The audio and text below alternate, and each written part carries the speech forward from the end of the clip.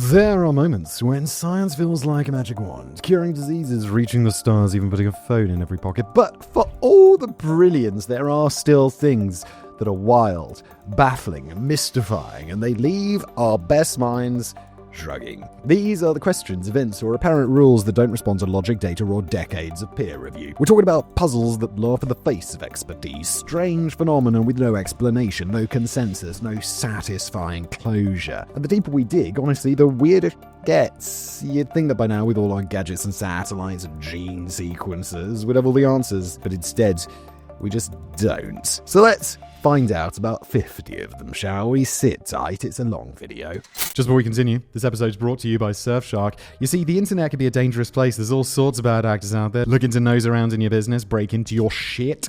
You don't want that. Surfshark is there to help. They make sure that everything you do online stays as absolutely private as possible. Surfshark's a VPN that hides your real IP address and encrypts everything you send and receive, and it makes using public Wi-Fi kind of as safe as using your home network. And public Wi-Fi generally not. Don't. Just general rule, unless you've got a VPN, don't use any public Wi-Fi. Don't use any public Wi-Fi, especially if it doesn't have a password, right? Plus, with Surfshark, it's not just about privacy and safety. You can also use it to make it look like you're browsing from another country, so you can get a much bigger Netflix library and stuff like that. Plus, it's also got extra features, Clean Web, which blocks ads and trackers and malware, multi-hop, so you can go through 2 servers for extra security, and unlimited devices. So if you've got one subscription, you can use it on your tablet, your phone, whatever. It's all good. Go to surfshark.com/sideprojects or use the code sideprojects at checkout to get 4 extra months of Surfshark VPN. And now back to today's episode. Number 1, the hum. You're lying in bed in the dead of night when everything should be still, but instead of silence, there's this low thrumming sound, like a distant engine idling or a deep cello note that never fades. You stick your finger in your ears, you give them a thorough shake, but it's just still there. You step outside, you look around, there's nothing. Nobody else seems to hear it, but you hear it. Either that or you've just started sliding down the slippery slope of madness, which would be terrifying. So this is the hum. It's not some isolated phenomenon that popped up on Reddit or in a YouTube comment section. Since the 1970s, people across the globe, from Taured, New Mexico, to Bristol in the UK, to Largs in Scotland, have reported hearing a mysterious, low-frequency hum. It usually crops up in quiet, semi-rural areas, but not always, and only about 2 to 4% of people in any given area report hearing it, which makes it kind of weirdly exclusive. For those who do hear it, it's not a minor inconvenience. It can be tormenting. Imagine trying to work, read, sleep, think, or even just exist with this constant rumbling vibration rattling through your skull. Some say it's like standing next to a diesel truck that never shuts off. Others describe it more like the deep resonance you feel, not hear, in your bones when a storm is coming. It causes headaches, nausea, and even nosebleeds, apparently, in some cases. There are people who've moved house, changed jobs, even undergone medical procedures in a desperate attempt to make it stop, but often it doesn't stop. Naturally, the first suspect was industrial noise, machinery, factories, long-range transmissions, and this is very logical, except in most cases, when you run a full-spectrum analysis, there's nothing. No measurable sound waves, no matching decibel pattern, just subjective reports and human unraveling. Some thought it might be related to tinnitus, which is an internal ringing that some people get, but tinnitus doesn't usually pulse or throb with the kind of mechanical regularity that hum sufferers describe. And it's not typically geographic. People have travelled across the country, even the world, only to find that the hum stops and then starts again when they return home. It moves with location, not person, which suggests something external and possibly real, or at least real adjacent. Military testing, underwater communication, secret mining operations, ELF, that's extremely low frequency waves used by submarines. All of these ideas have been floated, and all have either been officially denied or left suspiciously vague. In some cases, the military has even admitted to testing things in the area around the time that the hum was first reported, but that's as far as they ever go. And then you wonder why people are suspicious of governments. There's also a more biological theory. Some scientists think certain people might be hypersensitive to low frequency vibrations, infrasound, just below normal human hearing. In that scenario, the hum would be real but only audible to a select few, those cursed with ears tuned slightly out of sync with the rest of the species. Still, after decades of study, investigations and theories, we have absolutely nothing solid. No consistent cause, no universal cure. The hum remains a mystery wrapped in a migraine. And I'll just add my 2 cents here, and I'm sure I'll get in the comments, but bruh, this is psychosomatic, in my opinion. Gonna get eaten alive in the comments from people who are like, no, the hum is real. I think it's in your head. Number 2, raining animals.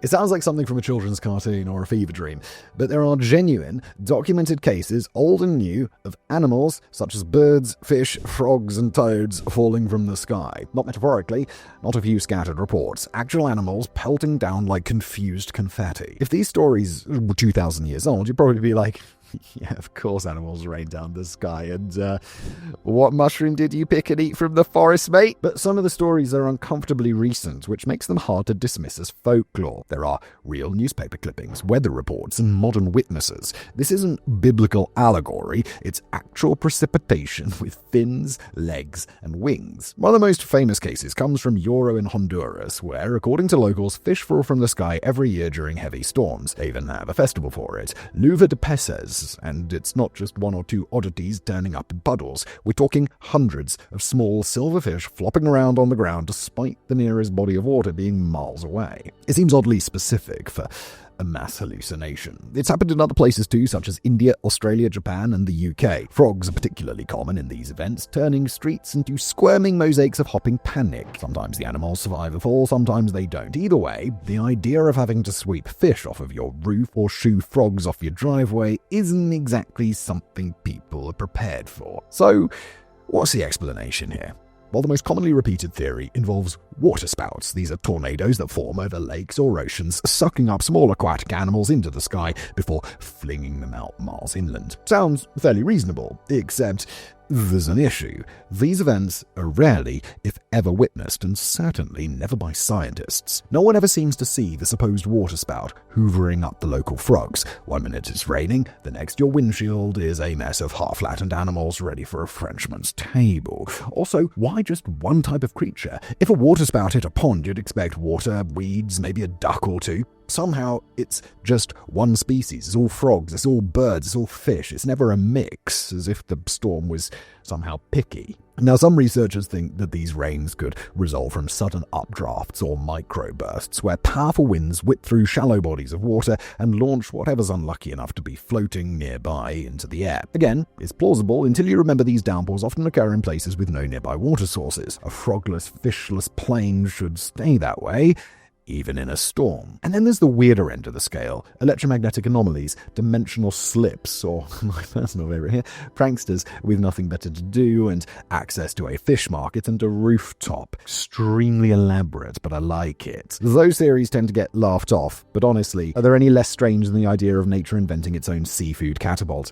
Well, yes, dimensional slips, that's not a real thing. In the end, nobody really knows. Like so many of these bizarre phenomena, fish and frog rain sits uncomfortably between weather events, folktales, and zoological mystery. It happens, or we've seen it, or we've cleaned it off the streets, but ask anyone to explain it in detail and you're not going to get very far.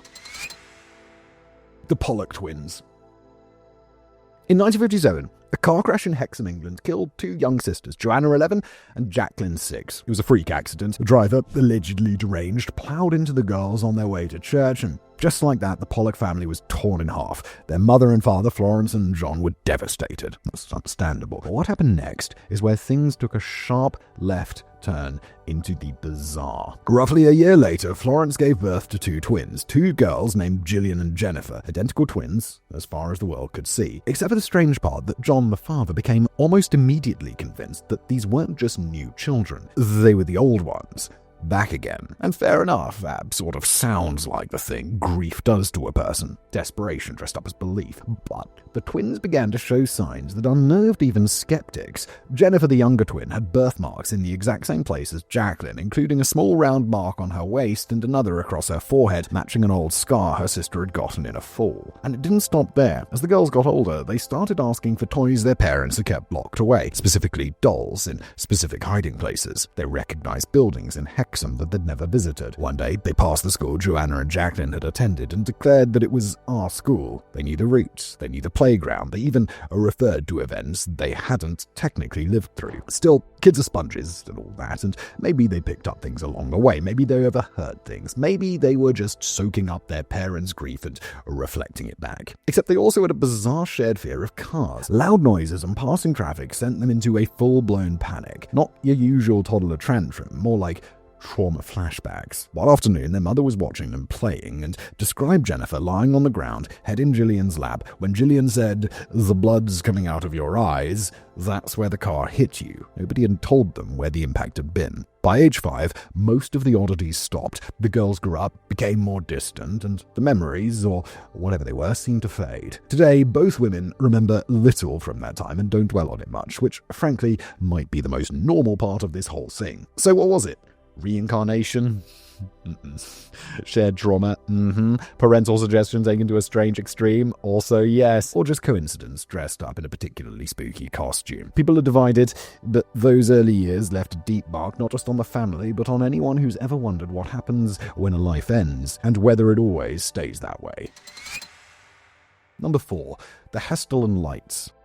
In a remote Norwegian valley, something strange keeps lighting up the night. Not headlights, not campfires, these are floating orbs, bright, silent, and often far too clever for comfort. They've been nicknamed the Hessdalen Lights, and if you've never heard of them, don't worry, most people haven't, but they've been glowing, blinking and bobbing through the darkness for over 4 decades. It started properly in the early 1980s when locals in Hessdalen started reporting bizarre lights over the valley. Balls of yellow, white, and sometimes red light that floated in the air, changed direction randomly, and occasionally just hovered, almost like they were inspecting something. They weren't quiet about it either. Between December 1981 and mid-1984, there were sometimes 15 to 20 sightings per week, and it got so frequent that people stopped dismissing it as just a reflection, or somebody's dodgy torch. Naturally, scientists turned up with all their gear, spectrometers, radars, cameras, and notepads full of equations, and they did what scientists do. They camped out and they started watching. And yes,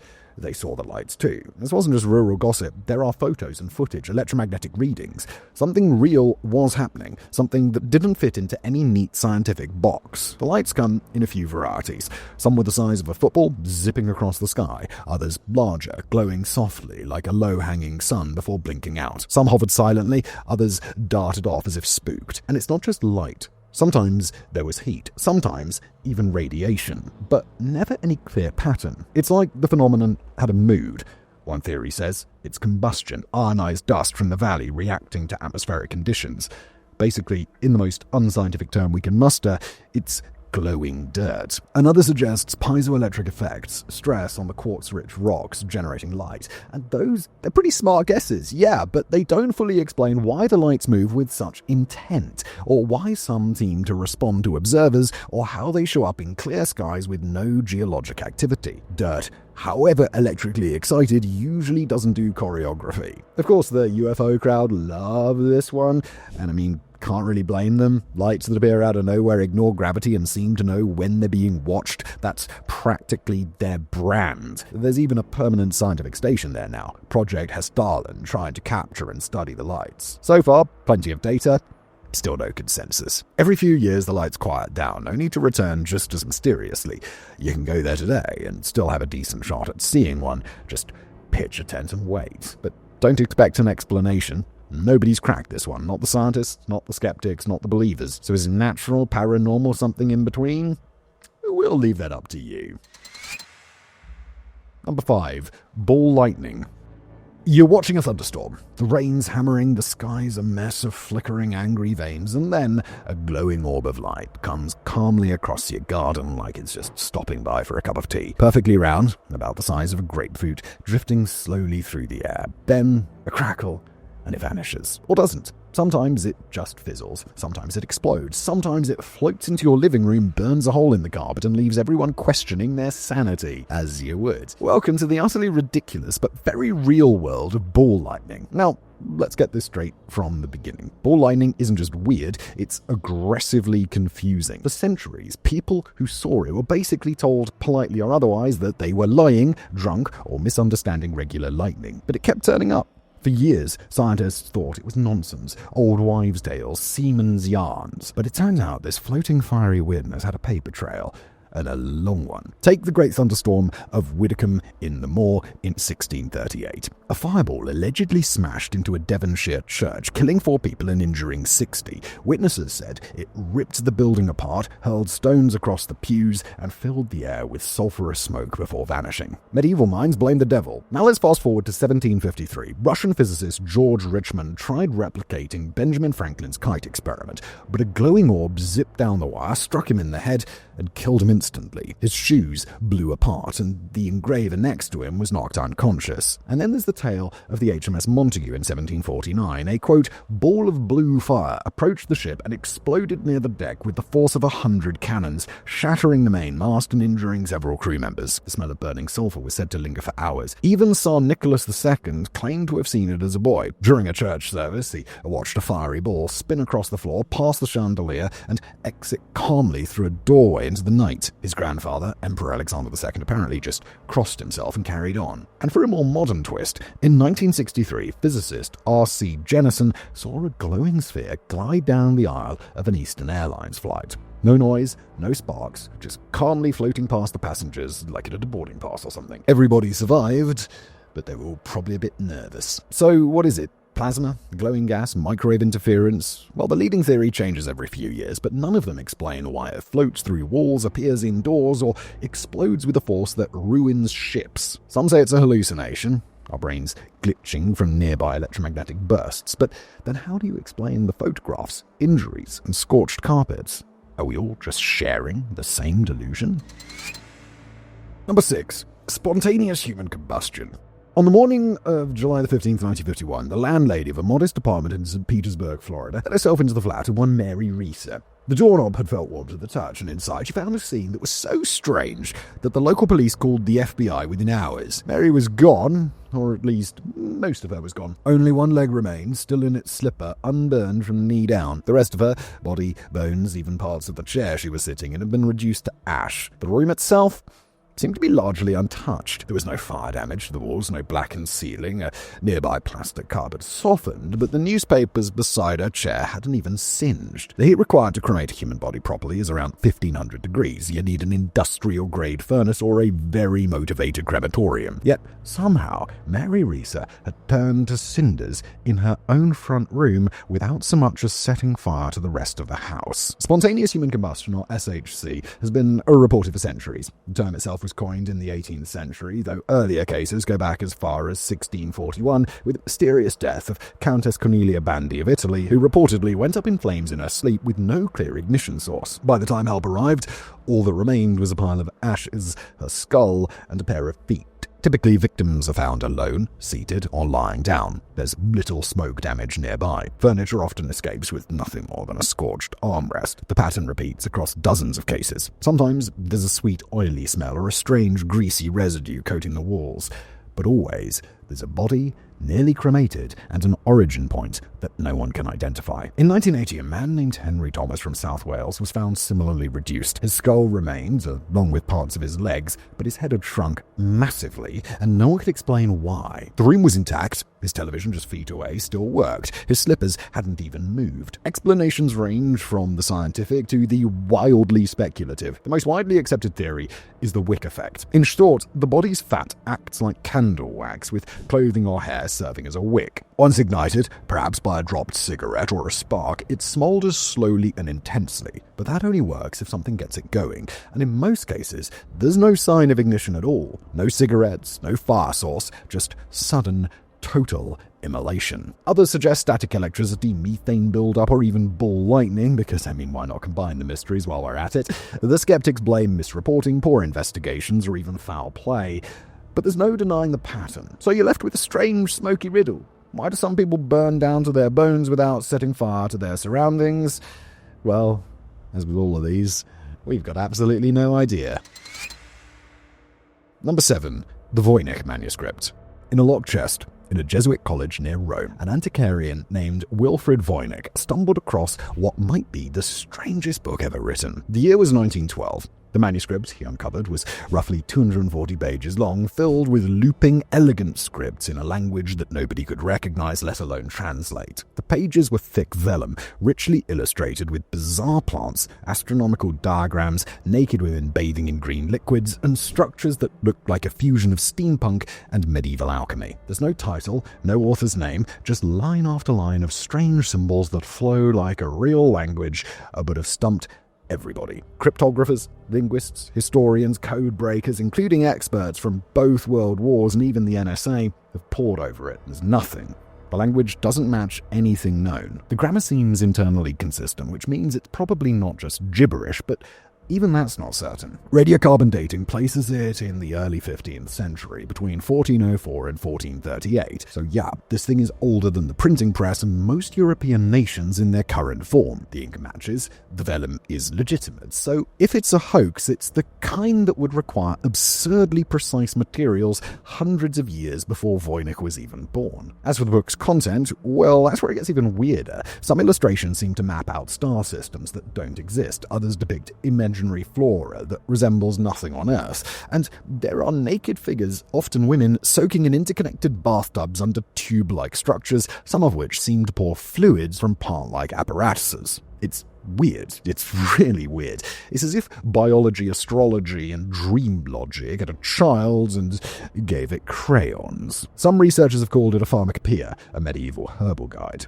Others suggest it's a code written during the Renaissance, perhaps used by secret societies or alchemists. Then there are the more speculative camps: extraterrestrials, time travelers, a forgotten civilization that left behind only this one linguistic orphan. In 2017, an academic claimed he'd cracked the code and that the manuscript was written in a form of abbreviated Latin. The academic community responded politely but firmly that no, you haven't. Every few years someone claims a breakthrough. Every few years the mystery remains exactly as baffling as before. And it's not just the language that's bewildering. The structure of the book is odd too. Some pages fold out like a roadmap, others are missing entirely. Were they lost? Were they ripped out deliberately? Or were they never there to begin with? Nobody knows who wrote it, nobody knows why, and the more we study it, the more it feels like a puzzle that resists solving, not because it's too complex, but because the solution might not even exist. Or worse, it does, but we simply lack the frame of reference to see it. So it sits in Yale's Banneker Library, encased in glass, pages turned by gloved hands. A secret that isn't about to be uncovered anytime soon. Number 8. The Green Children of Woolpit.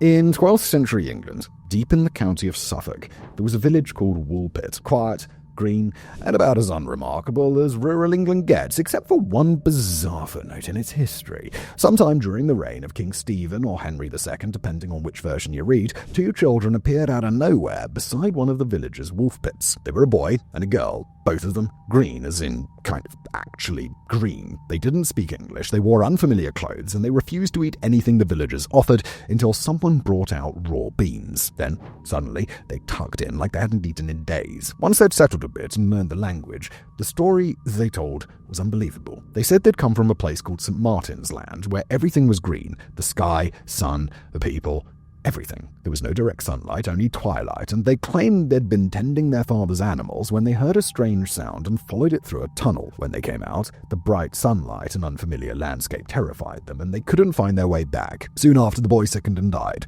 The girl survived, lost her green tint over time, and eventually integrated into English life. She was baptized, given a job, and allegedly married a man from King's Lynn. But her past remained a riddle. She kept insisting that their homeland was real and that it wasn't from this world. 2 chroniclers recorded the tale: Ralph of Coggeshall and William of Newburgh. Both were respected monastic historians, not the type to indulge in folklore. That doesn't mean it's all gospel, but it does suggest the story was taken seriously at the time. So, what's the explanation? Well, some say it was a folktale that got out of hand, an allegory for displaced peoples or children lost in the wild. Others think the children were malnourished Flemish orphans fleeing war, their skin tinted green by a diet poor in nutrients like iron. And this makes sense until you remember they claim to have come from an underground twilight world with a green sun. Then there are the more fantastical theories that they were aliens, interdimensional travelers, or survivors of a hidden civilization. Each theory tries to make the oddities line up, and none really succeeds. seeds. The story's just too strange and singular to fit neatly into any box. And that's the real problem with the Green Children of Woolpit. It's not that it's hard to believe because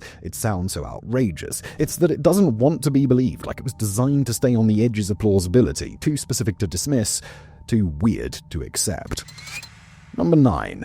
HIV elite controllers. For most people, HIV is a lifelong diagnosis, a virus that embeds itself into the body's cells, evades the immune system, and without treatment slowly breaks it down. But then there are the outliers, the so-called elite controllers. They test positive for HIV, but the virus doesn't spread, doesn't replicate, it doesn't win, it just sits there. And no one really knows why. They are incredibly rare, roughly 1 in 200 HIV-positive individuals. These people live without antiretroviral drugs, yet their viral load remains undetectable. Their immune system keeps HIV so suppressed that it can't gain ground, and in some even rarer cases it vanishes entirely from all detectable reservoirs as if the body quietly cured itself while the scientists weren't looking. So what's going on here?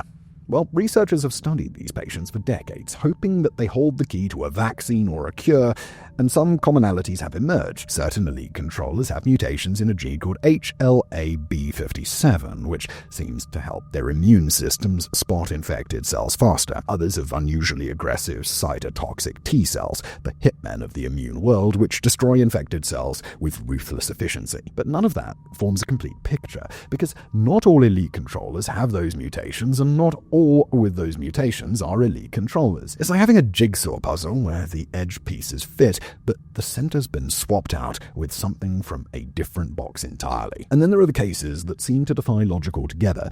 In 2020, one woman from Argentina was declared functionally cured of HIV with no medical intervention. Her immune system had apparently cleared every trace of the virus, including from the reservoirs that normally stay hidden, dormant, and untouchable. That's not supposed to happen, but it did. Theories vary wildly. Maybe it's about the initial exposure, how much virus entered the body and through what route. Perhaps it's about gut flora, hormone levels, or a fluke in the cell's membrane chemistry that prevents the virus from getting comfortable. Or maybe it's something we haven't even thought to look for yet, because that's the maddening part. Every answer raises 5 more questions, and despite years of research, clinical trials, and molecular sleuthing, elite controllers remain a scientific enigma.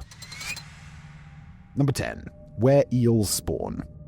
If you're an eel, life is one long, mysterious road trip with a single goal: get to the Sargasso Sea and make babies. That's the plan, if we're to believe centuries of watery folklore, cryptic findings, and some truly baffled scientists. Because while we know that both European and American eels spawn somewhere in that dense patch of the Atlantic Ocean, we've never actually caught them in the act. Not a single time. Eels start life as transparent, leaf-shaped larvae in the middle of the ocean. These tiny slivers drift thousands of miles east to Europe or western North America, where they transform into glass eels, then yellow eels, before slithering up rivers, burrowing into mud, and basically disappearing from view for decades. Then, without warning, something switches on. They stop eating, their guts shrink, their eyes balloon, and they change color. And they swim back, over about 4,800 kilometers or 3,000 miles in some cases, towards the Sargasso, a floating gyre of warm water and seaweed near Bermuda. It is the most elaborate midlife crisis in the animal kingdom. And yet, despite all of this, we've never seen the final scene. No one's observed eels mating in the wild. We've never found fertilized eel eggs in the Sargasso Sea. What we know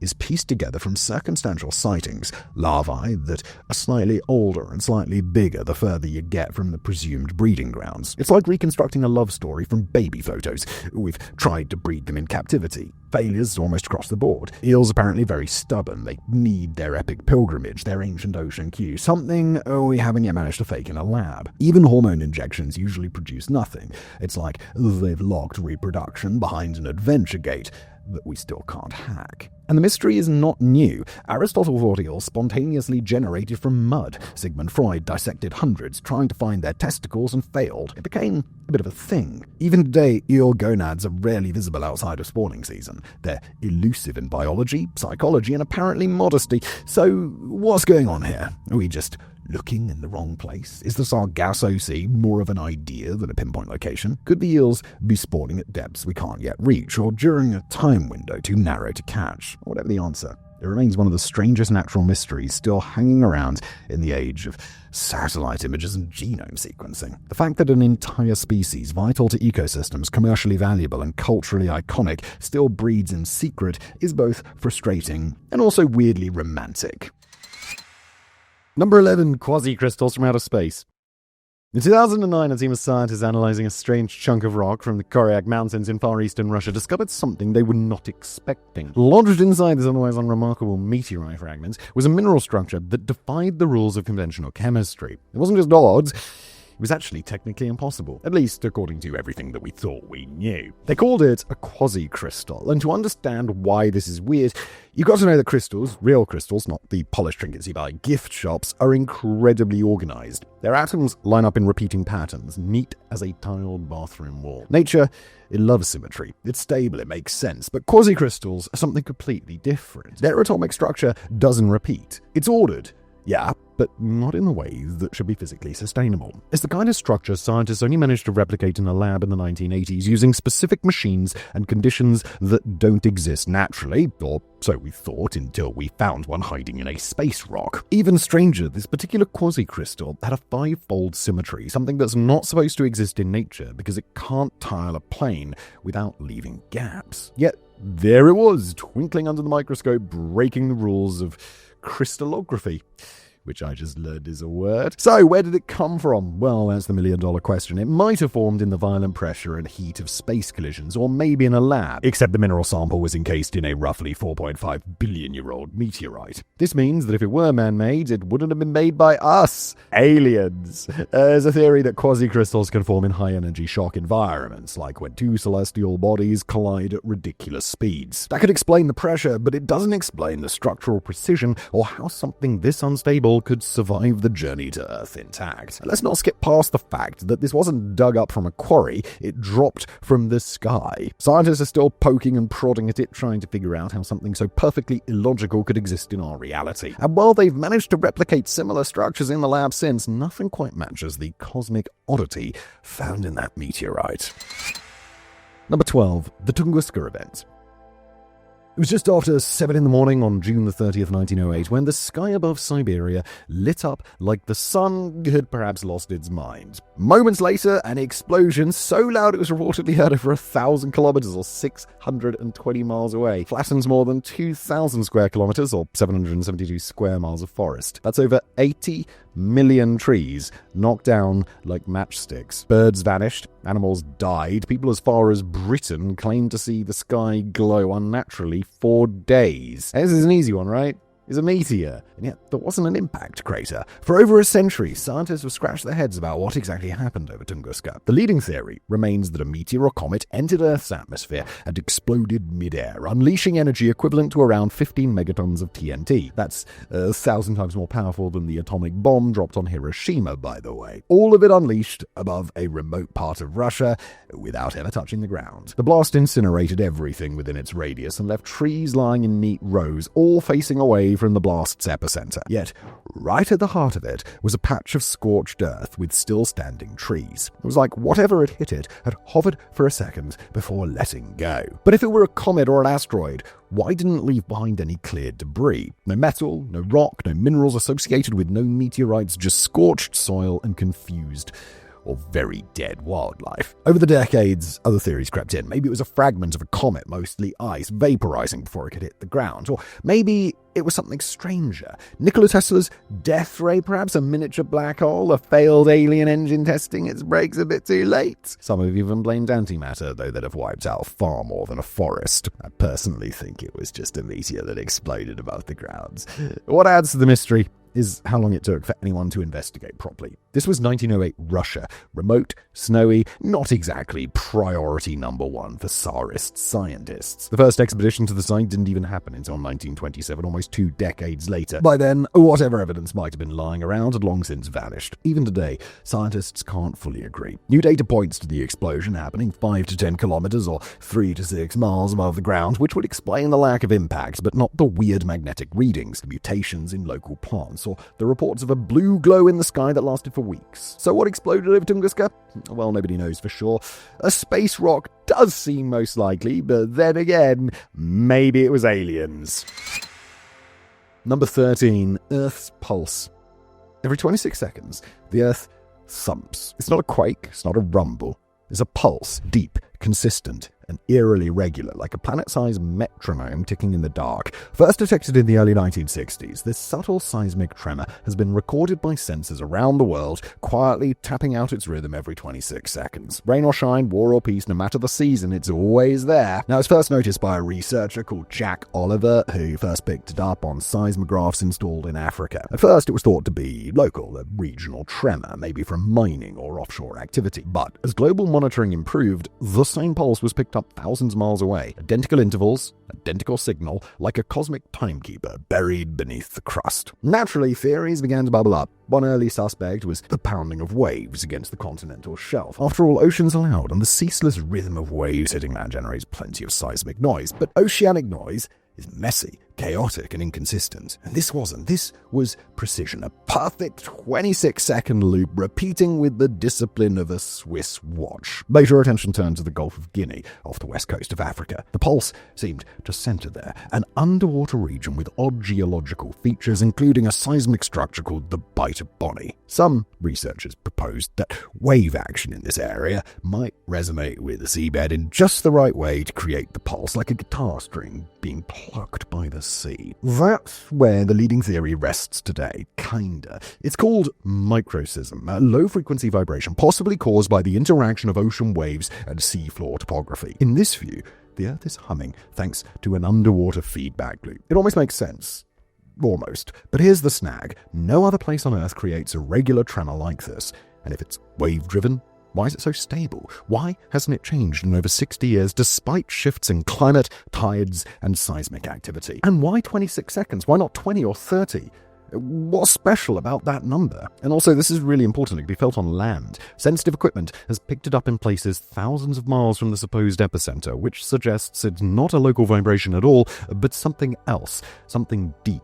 Something global. Is it geological, meteorological, something resonating inside the Earth's mantle, or is it something else entirely? Something that we haven't thought to test for? Like aliens. It's not aliens. The Earth ticks every 26 seconds, and no one's sure who set the timer, except maybe it's aliens.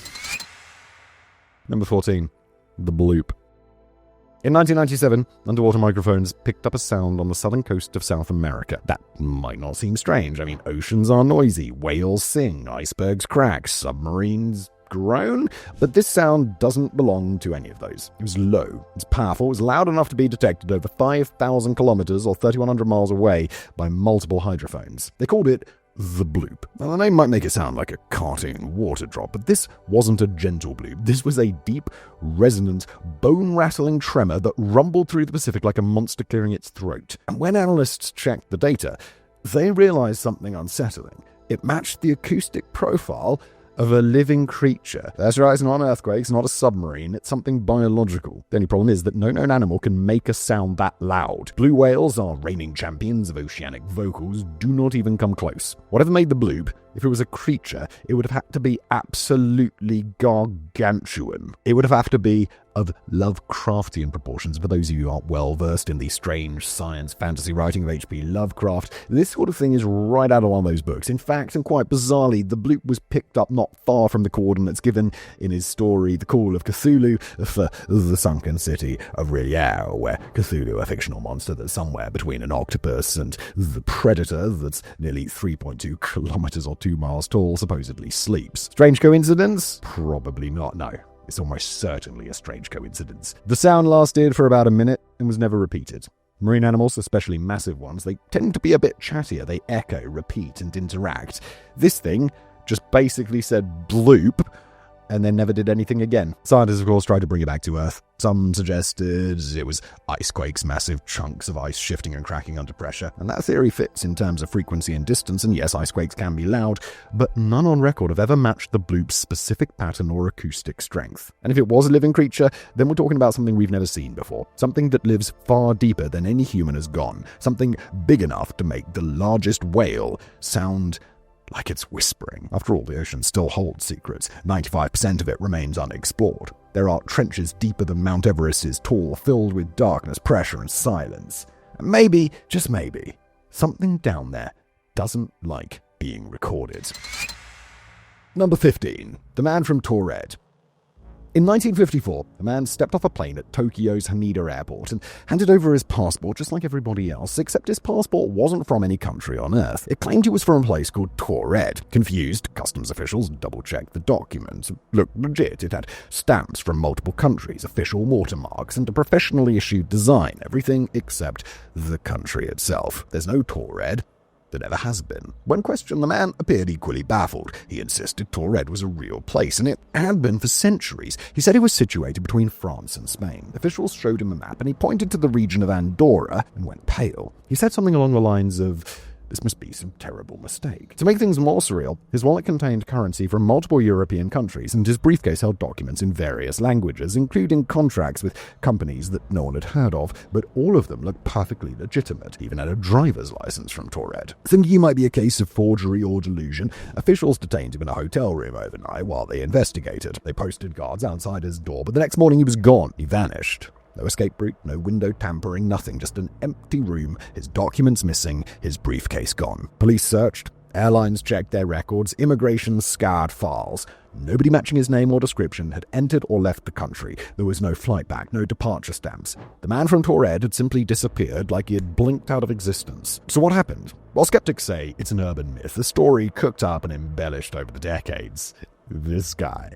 Trouble is, it's been traced back to actual records from the time, buried in Japanese airport security logs. While the full documentation never surfaced, fragments do exist, enough to keep the story on the edge of plausibility. And that's really it. If it was real, though, then we're talking about something stranger than simply mistaken identity. A traveler from a parallel timeline, a slip through the multiverse, aliens. Number 16. Star jelly. Imagine stepping outside in the early morning and finding the ground covered in blobs. Not leaves, not ice, but glistening translucent goo scattered across the grass like the remains of some exploded alien. That's star jelly, or at least that's what people have been calling it for centuries. The stuff turns up without warning. It's slimy, faintly luminous, and always mysteriously short-lived, dissolving back into nothing before anyone can really get a handle on it. Witnesses claim it vanishes within hours, like it knows that it shouldn't be there or something. Reports date back to the 14th century, when people believed it fell from the stars. Those are way too far away, hence the name. Back then it was called Pudicur in Welsh, or rot of the stars. Farmers, shepherds, and hikers have all stumbled across it, often after meteor showers. Sometimes it glows faintly in the dark, sometimes it doesn't, sometimes it smells sweet, sometimes foul. There's no consistency except for the confusion that it leaves behind. Scientists have tried to pin it down. Theories include frog spawn ejected by predators, industrial pollution, jelly fungus, and even the remains of partially digested amphibians. Lovely. All plausible, all inconclusive. Because star jelly doesn't act like anything natural. It doesn't dry out like a plant. It doesn't rot like flesh. It just disappears. There have been attempts to analyze it, of course. Samples have been rushed into labs only to degrade before testing could begin. In some cases, it tested as mostly water with trace proteins. In others, it was entirely unclassifiable. No DNA, no structure, just goo. And then there are the more esoteric explanations. Some suggest it's atmospheric residue plasma discharge during storms. Others claim it's organic fallout from meteorites, while others believe it points toward alien life. Of course it does. Or interdimensional residue. Of course it is. Biological artifacts from things not quite meant for this world. Of course they are. Whatever it is, it's not staying still long enough to be studied, leaving behind only a faint stain on the grass and a few confused locals wondering if they'd just mowed over evidence of intergalactic travel. Spoiler alert, they haven't. Number 17. The Toxic Women of Riverside. Gloria Ramirez was 31 years old when she arrived at Riverside General Hospital in California in February 1994. She was disorientated, her heart racing, and her speech barely coherent. The diagnosis was late-stage cervical cancer, but within minutes of her arrival, something far more baffling started happening. As nurses drew her blood, they noticed an odd fruity, almost garlicky smell. Then one of them collapsed. Another followed, then another. In the space of minutes, several medical staff had fainted, suffered nausea, and some had even developed muscle spasms and breathing problems. The ER was evacuated, and Ramirez died shortly after, but her body continued to pose a threat. No one could safely approach it without protective gear. So what happened? What on earth made a dying woman into a biological hazard? Some theorized mass hysteria, the psychological chain reaction where panic spreads like a virus. Except that doesn't explain the chemical burns, the collapsing staff, or the elevated white blood cell cell counts. You can't hallucinate your way into organ inflammation. A more scientific theory emerged that Ramirez had used DMSO, or dimethyl sulfoxide, a solvent sometimes used as an alternative pain treatment.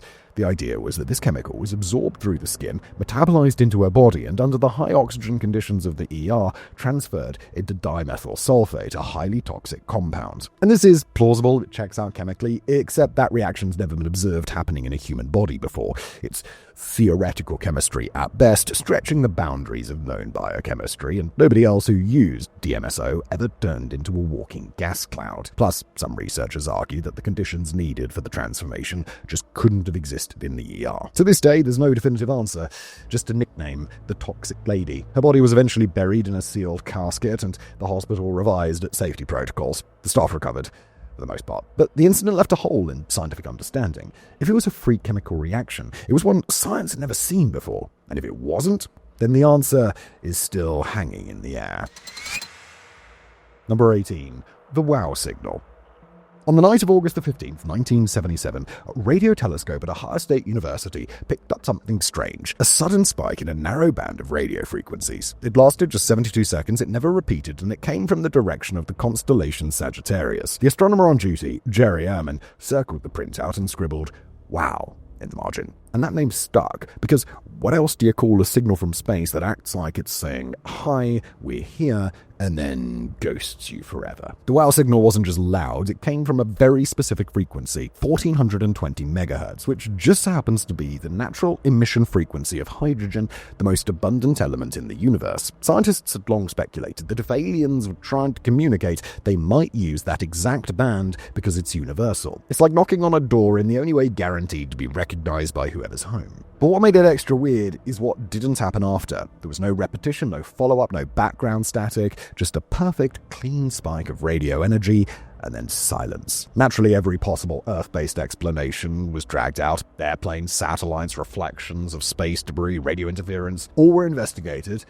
All were ruled out. There was no known source, terrestrial or celestial, that could account for the signal's specific characteristics, and it didn't match any known natural cosmic phenomena. For decades, SETI researchers pointed their telescopes back to that part of the sky, and there was nothing. The signal never returned. Some have speculated it was a one-off transmission from an alien probe, a beacon drifting through space, or a misaligned radio dish from a far-off civilization that caught Earth's attention, accidentally or otherwise. Others think it might have been a rogue comet emitting radio waves in just the right conditions, but even that theory has been widely contested and it's never been conclusively proven. So, what was it? A technical glitch that just happened to tick every box for alien transmission, or an actual cosmic message from something we'll never hear from again? 40 years on, and it's still a baffling mystery.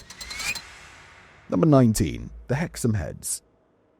In 1971, in the sleepy town of Hexham in northern England, two brothers were digging in their garden when they unearthed something odd. Two small stone heads, each about the size of a fist, roughly carved, vaguely humanoid, and very much unnerving. The eyes were hollow and deep. The mouths wore fixed, ghostly smirks. If they were toys, they were dreadful, nightmarish ones that no parent in their right mind would dream of giving to their children. If they were artifacts, they had the creepy, unsettling feeling of a curse. The family brought them inside, and for a while, nothing happened. But then it did.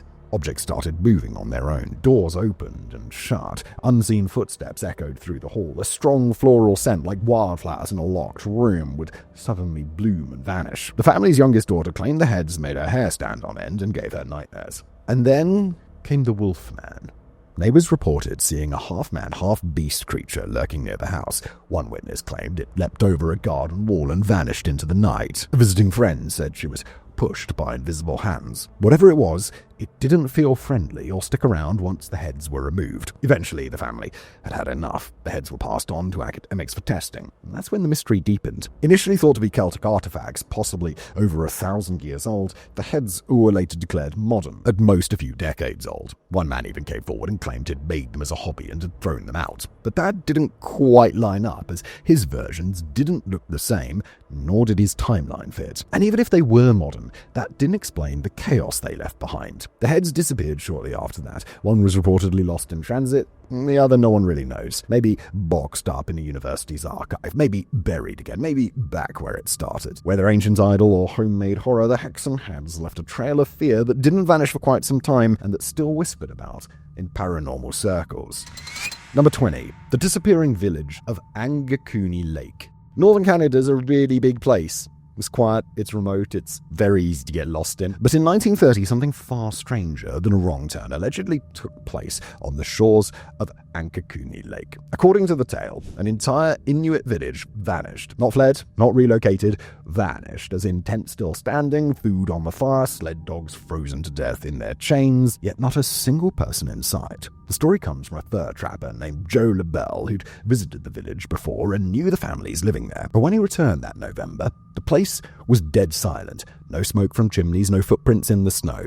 He investigated and found the camp intact, but abandoned, eerily preserved like a ghost town caught mid-breath. He contacted the Royal Canadian Mounted Police, who reportedly arrived and found things just as he described, plus a few details that pushed it from strange to chilling. Graves had been dug up, their contents missing, and there were no signs of struggle. There was no blood, no tracks, nothing to explain how around 30 people could simply vanish from the sub-zero wilderness. The RCMP, for their part, later denied that the whole thing had ever happened. They said there were no records of a disappearing village, no such investigation, and no confirmation that Joe LaBelle even existed. But the story was already out, it was printed in newspapers, repeated in magazines, passed on by word of mouth, until it took on the shape of a legend. Skeptics think it was all a hoax, a misreporting, or a case of mistaken identity. Maybe a village had relocated and the trapper just didn't get the memo. Or maybe it was fiction dressed up as fact, one of those tabloid tales that sounded too good to check. But the image does stick: a snow-covered camp, silent, dogs frozen in pace,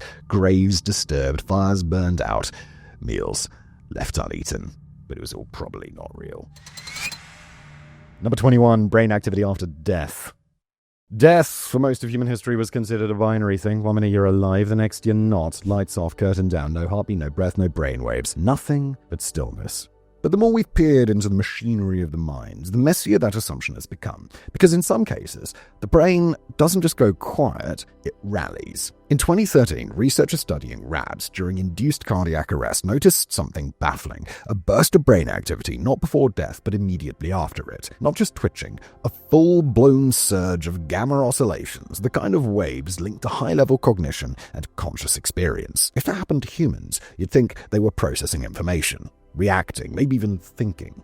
It was as if the brain, facing the abyss, fired up one last time before going dark, like a flare from a sinking ship. Then came the human cases. In 2017, a Canadian ICU recorded EEG readings from a patient who'd been declared clinically dead. No heartbeat, no circulation, and yet their brain kept generating delta waves for over 10 minutes. These are the same slow waves we see in deep sleep, except this person wasn't sleeping. They were dead. Other patients under the same conditions showed nothing. Just this one.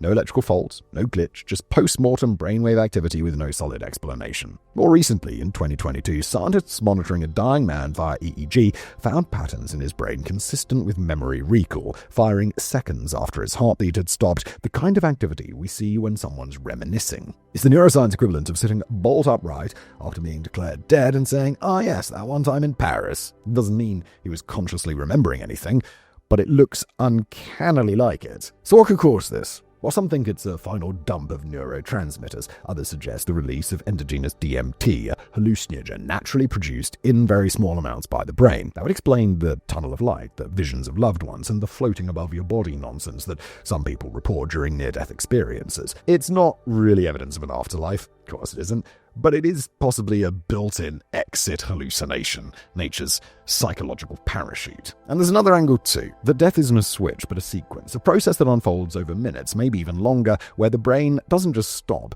it transitions. Slowly, like software crashing, not a power cut, which opens up all sorts of uncomfortable questions about what being dead actually means, and whether we've been drawing that line too soon. Now, we're not saying you're conscious after death, but we are saying the end might be less sudden than we thought. You stop breathing, your heart quits, but your brain might hang around for a bit, rewinding, maybe even dreaming, and nobody, scientist, philosopher, priest, really knows what that final flicker means.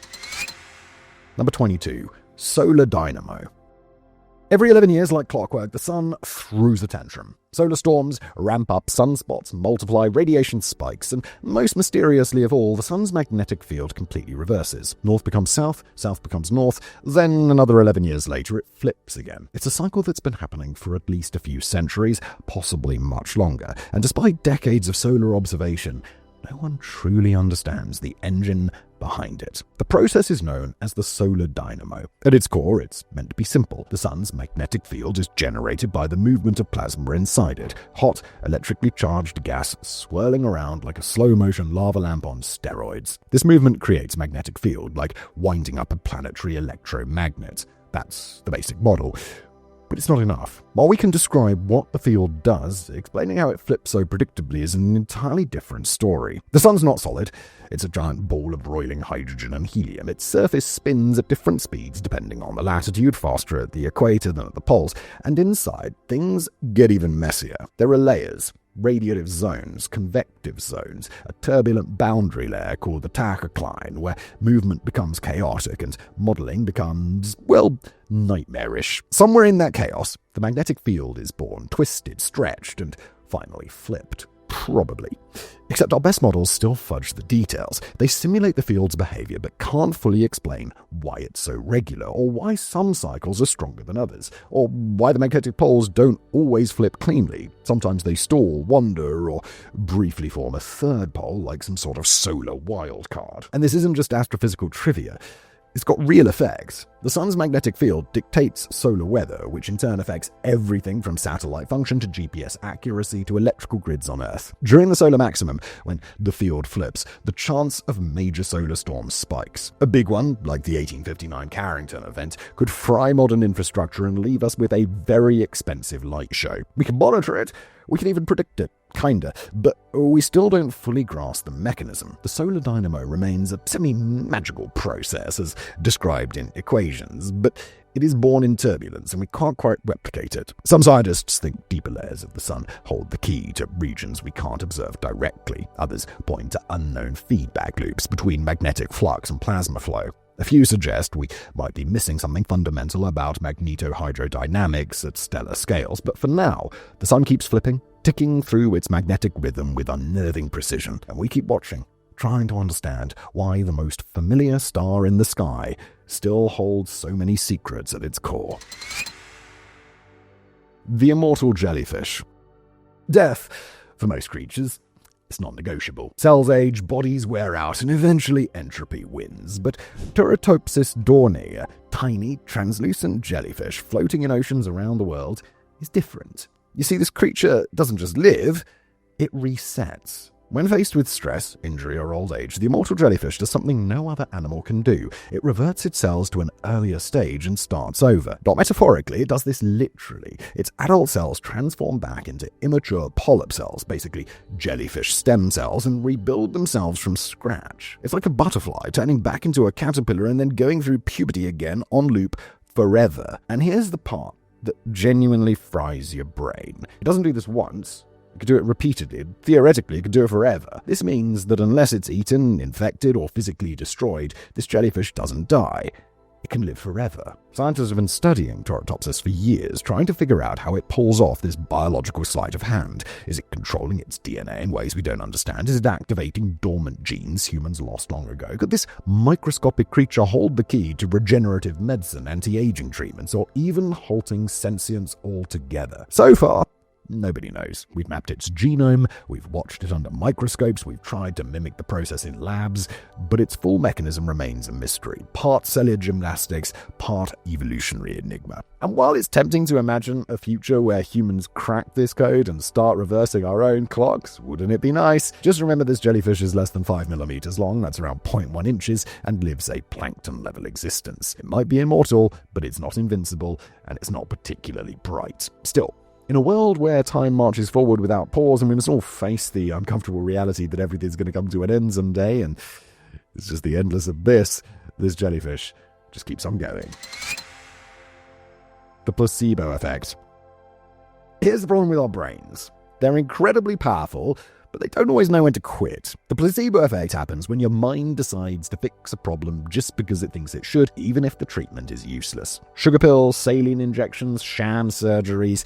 In theory, these shouldn't do anything, but sometimes they work. And not just in subtle ways. Patients given placebos for pain report real relief. People with Parkinson's disease show measurable improvement in motor function. Some cancer patients have seen tumors shrink, while others have stopped needing medication altogether because they believe that they are still receiving it. It's not trickery or hypnosis. Brain scans show genuine changes. Neurotransmitters flood the system, hormones shift, immune responses kick in. The body behaves as if it's being treated because the mind tells it that that's true. Now, science knows the placebo effect exists. We see it, we measure it, but nobody fully understands how it works. What makes belief override biology? Why does it help some conditions but not others? And how do you harness it ethically without lying to patients? There's even a weird mirror image, the nocebo effect. Tell someone a pill might cause nausea and they might throw up even if it's just a sugar capsule. Belief goes both ways. Researchers have tried everything. Double-blind trials, active placebos that mimic side effects, studies where patients know they're taking a placebo and still get better. People have been told this does nothing and their symptoms still improved. At its heart, the placebo effect reveals a strange truth that the human mind can directly influence the body in ways science can't yet trace. Not metaphorically, not symbolically, not physiologically. It's not magic. It's just unexplained, and until we crack the full mechanism, medicine will continue to battle not just diseases, but belief itself. The Mpemba effect. This one sounds flat out backwards. Under certain conditions, hot water freezes faster than cold water. Not in a time travel physics bending thought experiment, but in actual freezers. It's measurable, it's repeatable, and still, almost a century after it was first noticed, it's scientifically baffling. The Mpemba effect is named after Erasto Mpemba, a Tanzanian schoolboy who noticed it while making ice cream in the 1960s. He pointed it out to his teachers, who, like most people would, thought he was confused. But when physicist Dennis Osborne tested it, he confirmed it. Hot water sometimes freezes faster than cold. Not always, not predictably, but often enough to be a problem. Why? Well, nobody really knows. Dozens of explanations have been proposed. Evaporation, reducing volume, convection currents, dissolved gases escaping more easily in hot water, or differences in supercooling and crystallization. All clever, none conclusive. It gets even weirder because the effect seems incredibly sensitive to starting conditions. Change the shape of the container, the impurities in the water, the airflow in the freezer, and it might vanish entirely. Or not. Scientists have tried recreating the effect under controlled conditions and gotten wildly inconsistent results. Sometimes it works, sometimes it doesn't, which frankly makes everyone a bit twitchy because it starts to defy the basic physical rules that we base our world upon. You'd think freezing water would be a solved problem. It's basic thermodynamics, right? But the Mpemba effect keeps poking holes. It's sort of like a glitch in the Matrix. It doesn't necessarily break any laws of physics, it just bends them enough to annoy scientists. Because what's more infuriating than something you can see happening but you can't explain? The origin of consciousness.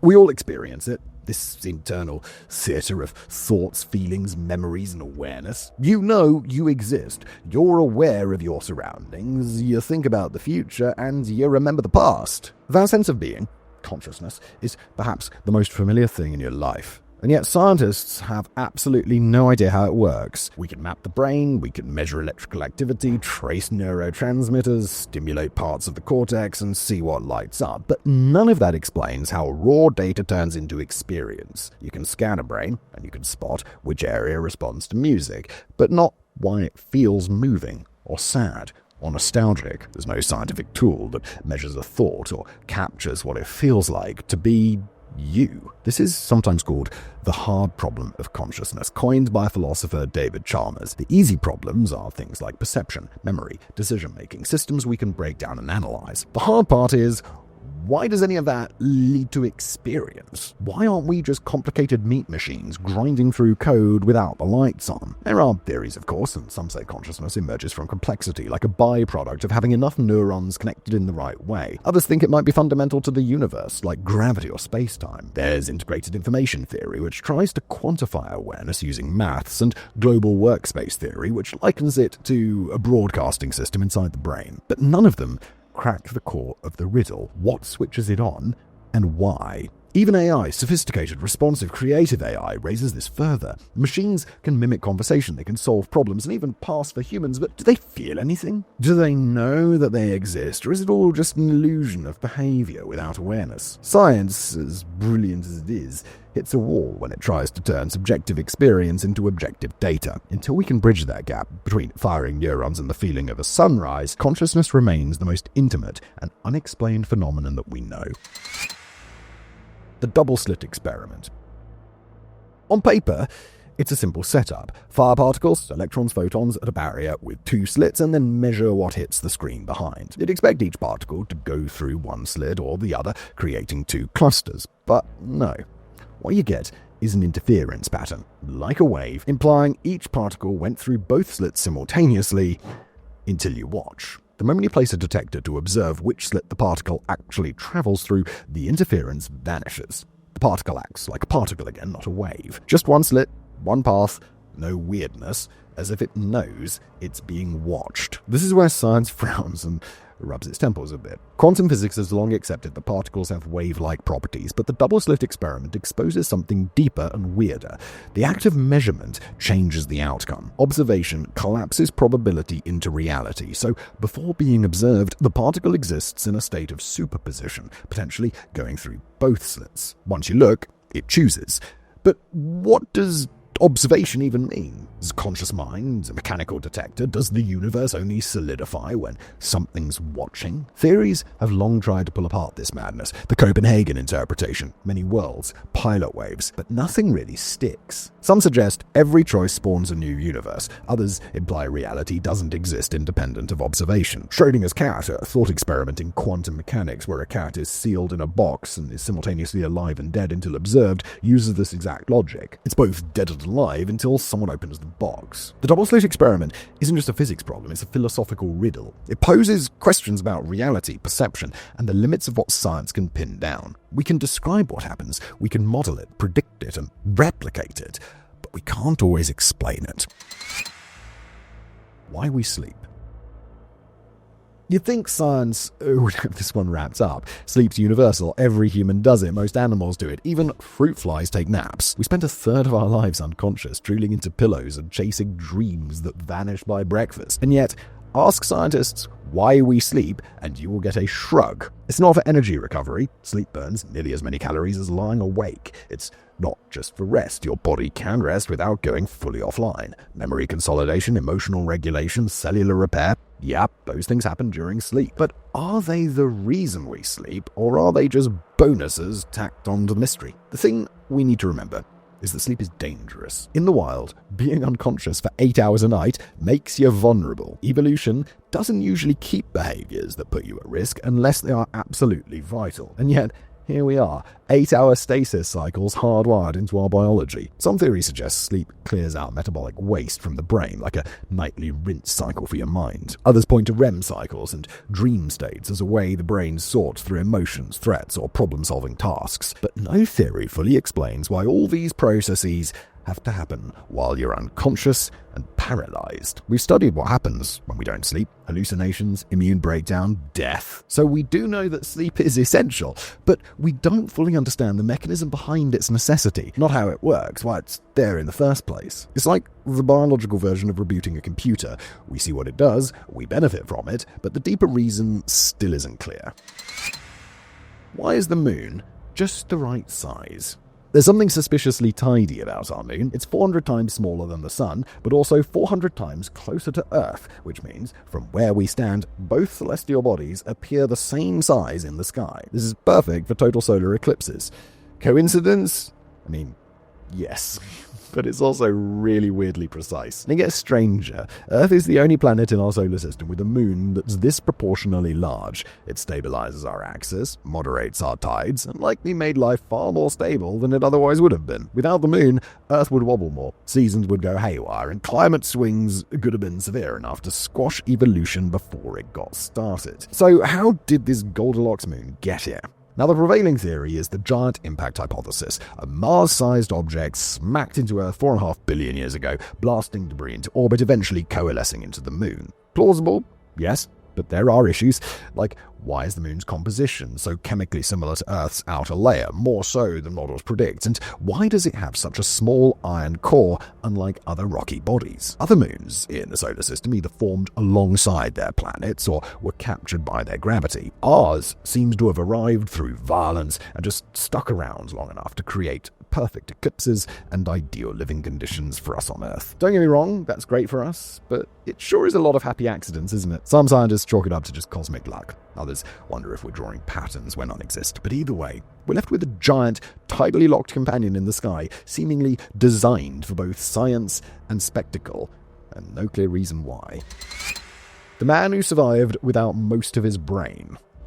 In 2007, a 44-year-old French civil servant walked into a clinic with a minor complaint. He'd been feeling a bit weak in one leg. Nothing urgent, a routine check. What doctors found made headlines across the world. A brain scan revealed that the man's skull was mostly empty. Instead of a full brain, he had a thin layer of brain tissue pushed to the edges of his cranium, and in the middle was a massive fluid-filled cavity. Technically, this was a case of extreme hydrocephalus, a condition where there's buildup of cerebrospinal fluid, or CSF, in the brain that won't surprise you tends to lean into the absolutely worst thing that a doctor could tell you that they found, but this Frenchman lived with it for decades. The symptoms of hydrocephalus are a nasty catalogue of what you don't want happening to your body: vomiting, a misshapen head, bulging, dizziness, seizures, and eventual death. When this happens, you've typically got weeks, maybe a month or two, to have the appropriate surgery. But this man wasn't impaired. He had a job, a family, and a normal life. His IQ was slightly below average, but he was fully functional, and this shouldn't be possible. The brain, we're told, is the seat of thought, memory, and consciousness. Remove large parts of it, and you don't get mild leg weakness. You get devastating deficits. Yet here was a man with most of his brain missing, and he seemed to be doing just fine. And this isn't an isolated case. There have been others. Children born with hydroencephalopathy, where the brain's hemispheres are missing and have been replaced with cerebral spinal fluid. Some survived infancy. Some smiled, reacted to stimuli, and even recognized people, which raises a question we never thought we'd need to ask. How much brain do you actually need? Neuroplasticity, the brain's ability to rewire itself, is one partial explanation. Maybe over the decades, his brain restructured around the damage. Maybe neurons learned to multitask. But that's just a guess. What it doesn't explain is how thought, personality, memory, and experience continue when the very structure meant to house them is gone. It's a humbling mystery. We map regions of the brain to specific functions, but these cases suggest our understanding is surface deep. The brain isn't just a series of processes, it might be more decentralized, more adaptable, and far stranger than we ever imagined. The quarters of the brain that predict the future. In early 2010, a series of psychology experiments threw a spanner into our concept of time. Participants were shown images, some ordinary, like a chair or a cup, others disturbing, like a car crash or a snake lunging. But here's the weird thing. Their bodies reacted to the disturbing images before they had appeared. Heart rate spiked, skin conductance changed, and brain activity flared up seconds in advance. Consistently. It was as if their nervous systems knew what was coming milliseconds before the computer even randomly selected the image. Dean Radin, a researcher at the Institute of Noetic Sciences, called this presentiment. Critics called it wishful thinking. However, follow-up studies, many double-blind, have shown small but statistically significant results in the same direction. The body flinches, the brain surges, just before a certain image appears on screen. How? Nobody's got a clue. Some suggest it's just poor methodology, cherry-picked data, flawed randomness, the usual scientific potholes. This guy. But the studies do keep stacking up, and while none are conclusive alone, together they do form a weird, squirming pattern that suggests your body might register an event before your brain is consciously aware of it. A glitch in how we perceive time? Maybe. The brain does not work in tidy sequences. It's a swirl of inputs, some predictive, some reactive, but that doesn't explain why physiological changes occur before unpredictable stimuli. Obviously, It's not full-on precognition. Nobody's dreaming about next week's lottery numbers, disappointingly, but it suggests the future might bleed into the present, at least in micro moments. The sun's corona is too hot. Back to that roaring monster at the center of our solar system. The sun's hot. That's given. It's a giant ball of nuclear fire, but parts of it are kind of too hot. And not just marginally. We're talking about the corona, the sun's outer atmosphere, which stretches millions of kilometers into space and somehow registers temperatures wildly hotter than the surface itself. To put that in perspective, the sun's visible surface, the photosphere, clocks in at around 5,500 Celsius, or nearly 10,000 Fahrenheit, which is already blisteringly hot. But then, inexplicably, the corona above it soars to over 1,000,000 degrees Celsius, about 1.8 million Fahrenheit. That's roughly 300 times hotter. It's like standing next to a campfire and discovering that the air above it is a roaring inferno, while the flames themselves are practically mild in comparison. This violates basic thermodynamics. As we understand it, heat doesn't just move from cool to hot. That's not how energy transfer works, at least not in our textbooks. Yet here we are, with a flaming star ignoring all the rules we thought we'd nailed down. This bizarre reversal has puzzled astronomers and physicists for decades. One proposed explanation is magnetic reconnection. The sun's surface is a chaotic mess of magnetic fields, and when these field lines twist, snap, and reconnect, they release huge bursts of energy. Think of it like cosmic rubber bands breaking apart and flinging heat into space. Then there's the nanoflare theory. Billions of tiny, almost imperceptible solar flares constantly erupting across the surface. Individually, they're too small to detect, but together, they might be collectively superheating the corona. And while these ideas sound promising and may each hold part of the truth, they haven't quite stitched together a complete answer. Even NASA's Parker Solar Probe, now flying closer to the sun than any spacecraft before, hasn't solved it. It delivered jaw-dropping data, supercharged plasma, electric field fluctuations, and solar winds screaming by at hundreds of kilometers a second. Yet, the central enigma remains maddeningly intact. So we wait, and we speculate, and we wonder if the answer isn't just in better instruments or sharper theories, but in something deeper, maybe a flawed understanding of energy itself. Time slips. It was 1901, and two English academics, Charlotte Ann Mobley and Eleanor Jourdain, were wandering the grounds of the Palace of Versailles, more precisely the Petit Trianon, once Mary Antoinette's private retreat. They described the day as strange and oppressively still. As they wandered, they began to notice people, but not ordinary tourists or groundskeepers. These figures seemed frozen in another time, dressed in outmoded clothing, speaking in hushed tones, or not speaking at all. Some looked like actors waiting for their cue, others like waxwork recreations of forgotten aristocrats. The entire scene felt staged, eerie, and unsettling in ways that they couldn't quite explain. And then came the woman. She was sitting quietly on the grass, sketching. She wore a wide-brimmed hat and an 18th century gown, her posture as refined as any court portrait. The woman passed her without interaction, but her image lingered. Later, when shown portraits, both independently verified, it is none other than Marie Antoinette herself. This is a rather bold claim, given that Marie had met the guillotine about a century earlier. At the time, they didn't have the vocabulary for what they'd just experienced. It was only later, after reflection and research, that they realized they might have stepped into something unusual. Their account was published under pseudonyms and met with both fascination and ridicule, but they never wavered. They stood by their version of events until their deaths, and today it's considered one of the most famous cases of a time slip, a bizarre moment when past and present allegedly bleed into each other. And they're not alone. Similar tales have surfaced around the world. A man in Liverpool swore he'd turned a corner in the 1990s and found himself among shops and cars straight from the 1950s. A Spanish family recounted renting a holiday villa that, for one night only, seemed frozen in a state it hadn't seen in 50 years, complete with outdated furniture, missing amenities, and an ambience that vanished by morning. Science, predictably, remains unimpressed. These incidents are often chalked up to tired minds, suggestibility, hallucinations, or just simply people making some up. Maybe it's a neurological hiccup, a case of memory and perception failing under the weight of imagination. Fair enough, but not all of these accounts are vague or dreamlike. Some are astonishingly precise and involve multiple independent witnesses, and not one of them has been conclusively explained. If time is more malleable than we think, it's not, or if our perception of reality is stitched together more loosely than we'd like, then perhaps time slips are not just flukes, but glimpses, brief fractures into the flow of history where something slips through. I'm sorry, Ollie, who wrote this, but come on. It's not this. They're not real. Origin of life. Life must come from non-life. We're just not sure how. The Earth is 4.5 billion years old, and life showed up roughly a billion years after that. But here's the awkward part. We don't know how. Not just a gap in the fossil record, but a missing chapter in the entire story. Abiogenesis, the process by which life arises from non-living matter, is still one of science's biggest unsolved puzzles. At some point, simple chemicals on a lifeless rock turned into self-replicating, metabolizing, boundary-forming entities that we would call alive. How?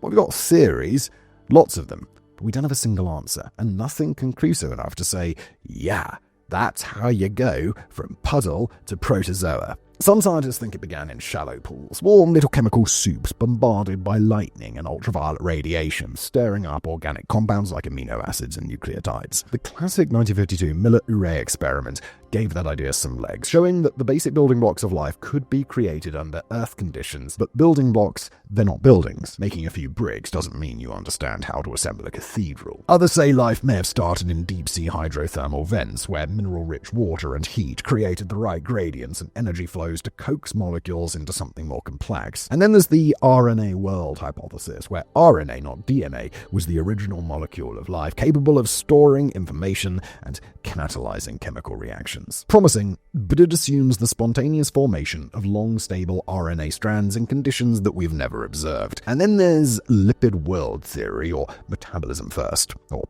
panspermia, the idea that life didn't begin here at all, but was seeded from space via comets or meteorites. The problem is, life's origins require an unlikely cocktail of ingredients: complexity, replication, membranes, energy gradients, all emerging together more or less simultaneously. Each piece makes sense on its own, but getting them to appear in the same test tube at the same time in the right order, that's the bit where science just keeps tripping over. We've recreated some steps in the lab. We formed protocells, synthesized organic molecules, created peptide chains, but these are fragments, shadows of a process that, for now, remains elusive. And time doesn't help. The Earth has been remade a dozen times since life began. Oceans boiled, continents smashed, chemistry was rewritten. Any clear evidence of the first life is long gone, buried under layers of rock and assumption. So we're left with the paradox. Life is everywhere, thriving in acid pools, under glaciers, inside nuclear reactors, but its beginning is a complete mystery. The spark happened somewhere between molecules and microbes, and we're still fumbling in the dark, looking for the match. The missing antimatter problem. Now, the universe was supposed to be symmetrical. At the start of everything, right back at the Big Bang, if we're going by the standard script, there should have been a perfect balance between matter and antimatter. That's what the equations suggest anyway. For every single particle of matter, there ought to have been a mirror version with an opposite charge, an antiproton for every proton, an anti-electron for every electron. And when those two meet, boom, mutual annihilation in a flash of energy. That is the rule. It is elegant, it is brutal, and it leaves behind absolutely nothing. No stars, no planets, no you, no me, no leftover universe to argue about. Yet, despite the maths insisting it should have all cancelled itself out, it didn't. Somehow, matter came out ahead. Just barely, but enough to build everything we now see. And this imbalance has a name, because of course it does. It's called the baryon asymmetry problem, which is a rather lofty way of saying, well, where the hell did all of the antimatter go? Because right now, if you take a step back and look at the cosmos, it's lopsided, it's skewed in favor of matter, which shouldn't be the case if we're playing by the rules. Physicists, as you'd expect, are not happy about this, so they built colossal machines, behemoths of steel and magnetism like CERN's Large Hadron Collider, to try and catch reality cheating. They slam particles together at nearly the speed of light, all hoping to catch the tiniest discrepancy in how matter and antimatter behave. And they found a few curious quirks, subtle differences in how certain particles decay compared to their antiparticle twins, but nothing that comes close to explaining the imbalance. Not enough to justify the fact that you're watching this and you're not being obliterated by symmetry. Some theories go cosmic. They speculate that there may be entire galaxies or clusters out there made up of purely antimatter, just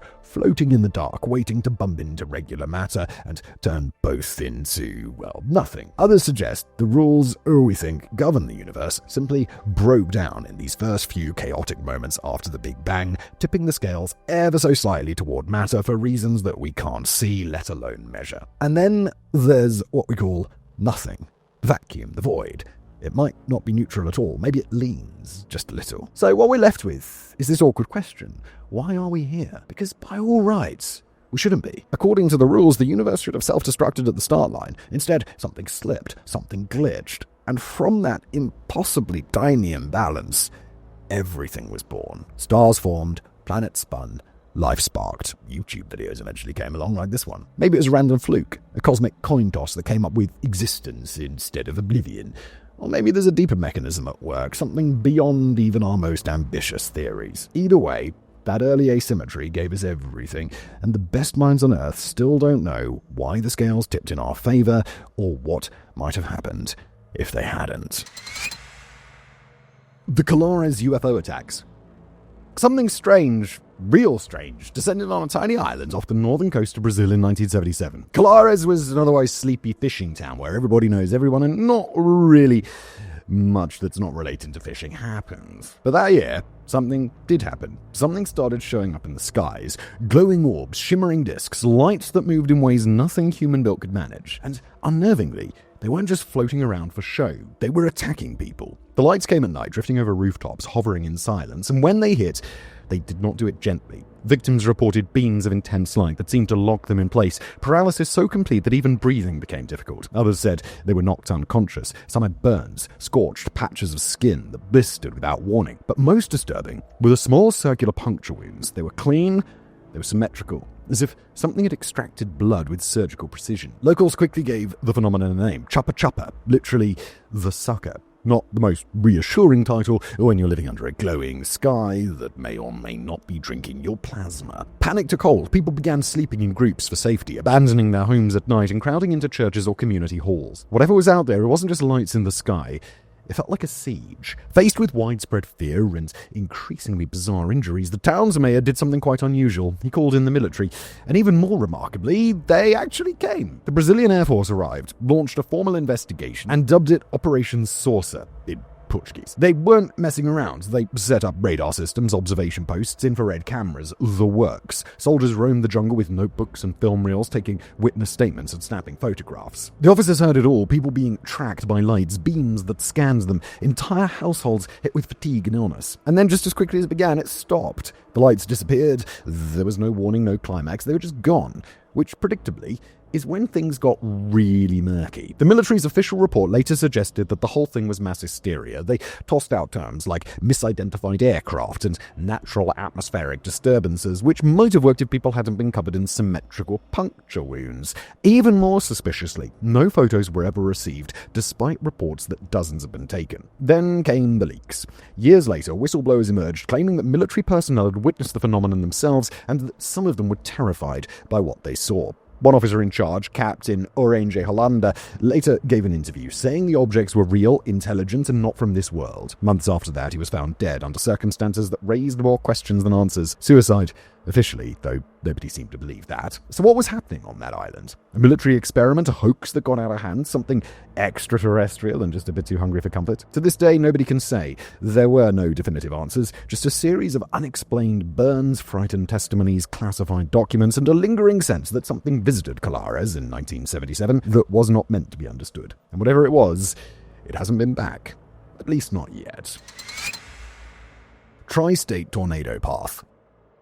On March the 18th, 1925, the deadliest tornado in US history carved a 352-kilometer or 219-mile gash through Missouri, Illinois, and Indiana. It killed 695 people, injured over 2,000, and flattened entire towns. But amid the sheer scale of destruction, there was something odd, something that has never been fully explained. Along this unprecedented path, damage was widespread and brutal. Whole buildings were obliterated, railways twisted, and forests sheared down to stumps. Yet observers noticed that in several places, the worst destruction skirted around the tornado's central track. Right in the heart of the funnel, where you'd expect total annihilation, some structures stood weirdly untouched. Picture a freight train plowing through a row of houses and somehow skipping the one in the middle. This wasn't just a fluke. Meteorologists and engineers at the time and since have pored over damage maps and are trying to figure it out. Some theorized it was down to suction vortices, smaller secondary whirls within the main tornado that can behave like chainsaws or simply pass over something without touching it. But in this case,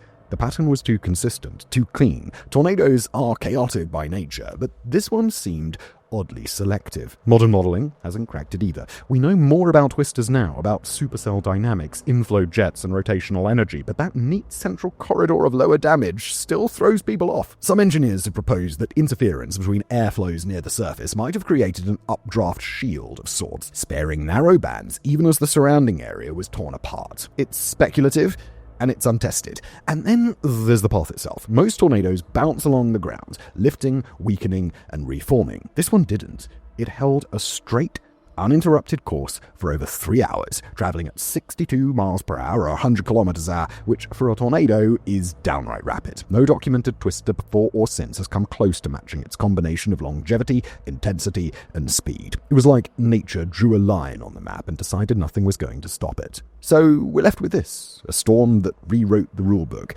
but left the center of its own destruction suspiciously incomplete. No one doubts the power, but the precision, the surgical gaps in its rampage, that's harder to explain. The tri-state tornado remains the monster that meteorology still doesn't fully understand. And as modelling improves, so does the nagging suspicion that there's still a hole in our understanding, right where the eye of the storm should have hit hardest. The Devil's Footprints.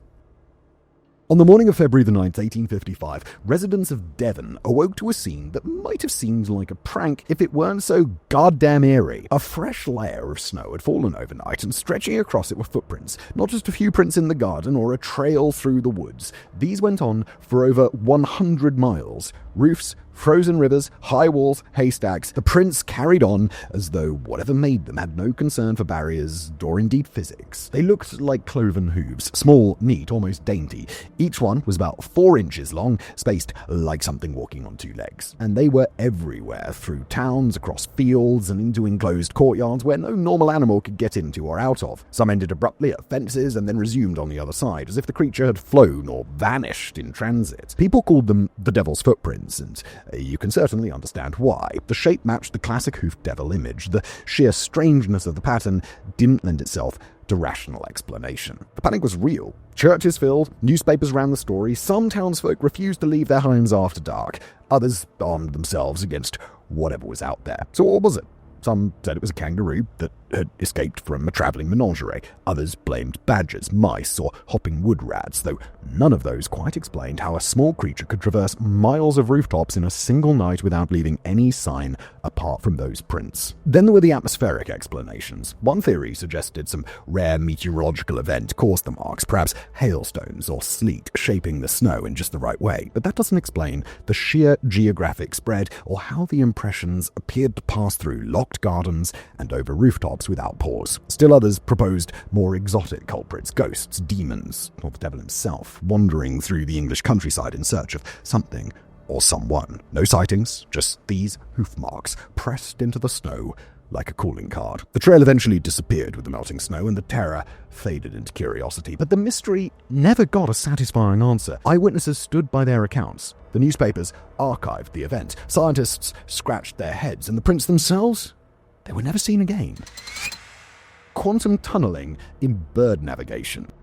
Every spring and autumn, tiny European robins pull off something that sounds more like a physics experiment than bird behavior. They migrate. Now, that's not unusual in itself. I mean, plenty of birds do this. But robins don't rely on landmarks, the stars, or scent trails. Instead, they use the Earth's magnetic field, and they're doing it using quantum mechanics in their eyes. For some reason no one really fully understands, the robin's navigation system seems to depend on light hitting a specific protein in the retina called cryptochrome. When the light strikes, it triggers a pair of electrons into a quantum-entangled state. These electrons, still part of the same molecule, then respond differently depending on the orientation of the surrounding magnetic field. Essentially, the bird sees the field, or at least it feels it, or maybe it sees it and feels it. We don't know. Now, that does sound pretty wild, but it gets even weirder.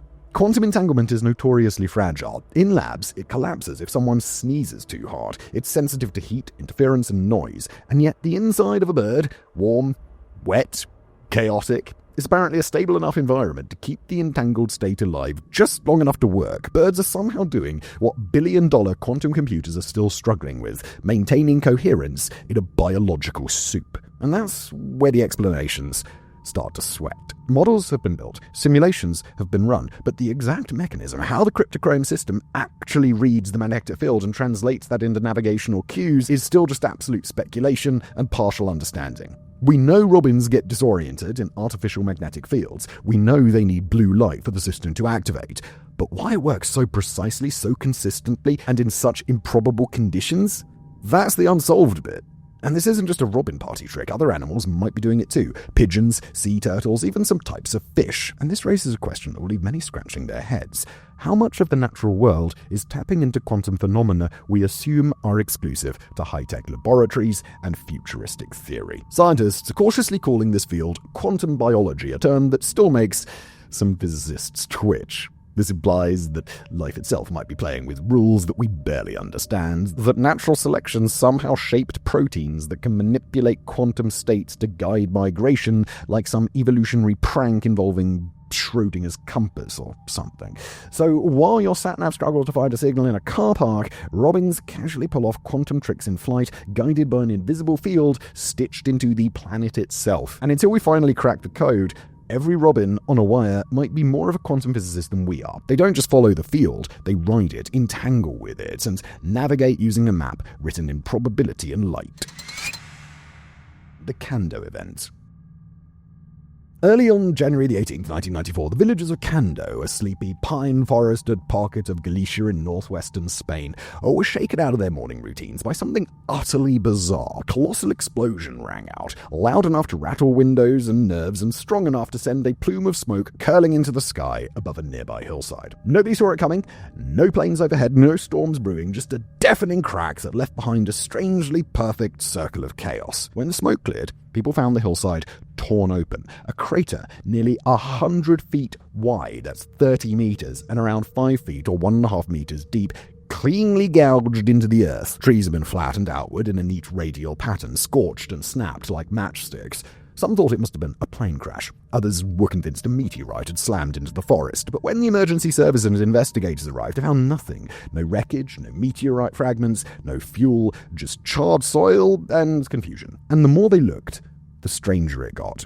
There were no seismic readings, which ruled out an earthquake. No satellite records showed anything entering the atmosphere, and local radar hadn't picked up so much as a pigeon out of place. Whatever caused the detonation had arrived without any unusual warning signs, no sonic boom, no tremor, no trail in the sky, just bang.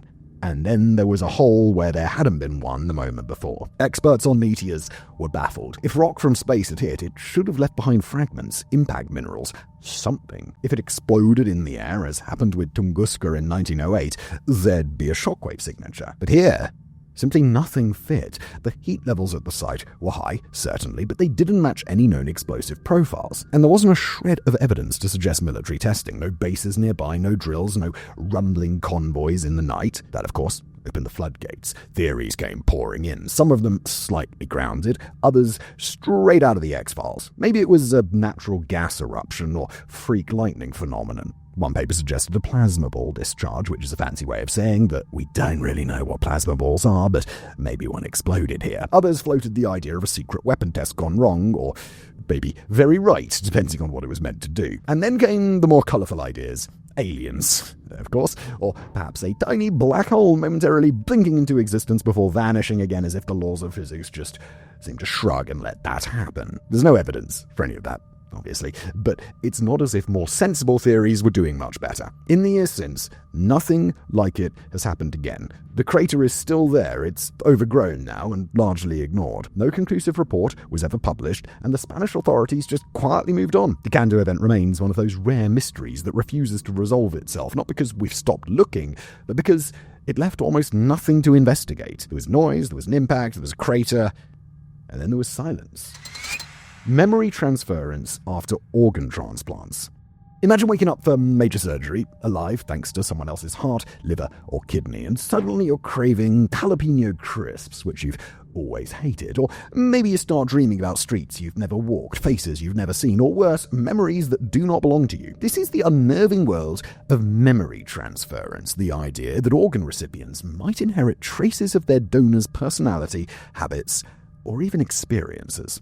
Now, this isn't something that happens to everyone. In fact, it's pretty darn rare, but when it does pop up, it's never vague or fuzzy. It is disturbingly precise. Take Claire Sylvia, a dancer from New England who received a heart-lung transplant back in the 1980s. Not long after surgery, she started craving beer and chicken nuggets, foods she'd never cared for. She also began having recurring dreams about a young man named Tim. Curious and increasingly uneasy, she did some digging and found that her donor had been a teenage boy named Tim. He was killed in a motorcycle crash. His favorite meal? Beer and chicken nuggets. And she wasn't alone. There's a story of a woman who suddenly developed a passion for classical music after a heart transplant, later finding out that her donor had been a concert violinist, or the man who received a liver, and soon developed an intense fear of heights. Turned out his donor had died after falling off a building. Coincidence? Well, yeah, maybe. But the pattern's kind of hard to ignore. Naturally, the medical community is very cautious. There's no confirmed scientific mechanism that explains how an organ like a kidney or a liver could store memories. The standard line is simple. Memories live in the brain. End of discussion. But not everyone is willing to dismiss it so quickly. A few researchers have quietly explored something called cellular memory, the idea that individual cells might retain more than just biological function. Perhaps they contain tiny fragments of identity. Of course, the more grounded explanations lean on psychology. You've just been through something major. You're physically altered, emotionally drained. Maybe it's your brain trying to create meaning to process trauma. Maybe you're absorbing stories about your donor from nurses, from paperwork, from subtle hints you didn't even realize that you noticed. And yet, these stories keep surfacing, enough that some hardened skeptics start to squirm, because if memory is stored only in the brain, how do we explain this handful of oddly aligned behaviors and tastes that appear unbidden and unexplained in people who've never met the person that they now share a part of? Well, I mean, the psychology thing, though. What if memory isn't just mental? What if the body remembers in ways that we can't measure? Or worse, what if you can inherit more than just an organ without even realizing it? Tardigrade indestructibility. If one microscopic beastie seems hell-bent on ignoring every natural law we've got, it is the tardigrade, also known endearingly and somewhat inaccurately as the water bear. Picture a chubby 8-legged gummy bear with the face of a vacuum cleaner nozzle and a stubborn refusal to die. It's not pretty, but it is here. And that's kind of the point. It's always here, or there, or floating somewhere in between. These things are pretty absurd. They've been frozen to near absolute zero, boiled at temperatures that would make soup evaporate, dehydrated into dusty specks for years on end, irradiated to the moon, and blasted directly into the vacuum of space in one particularly questionable experiment. And what did the tardigrades do?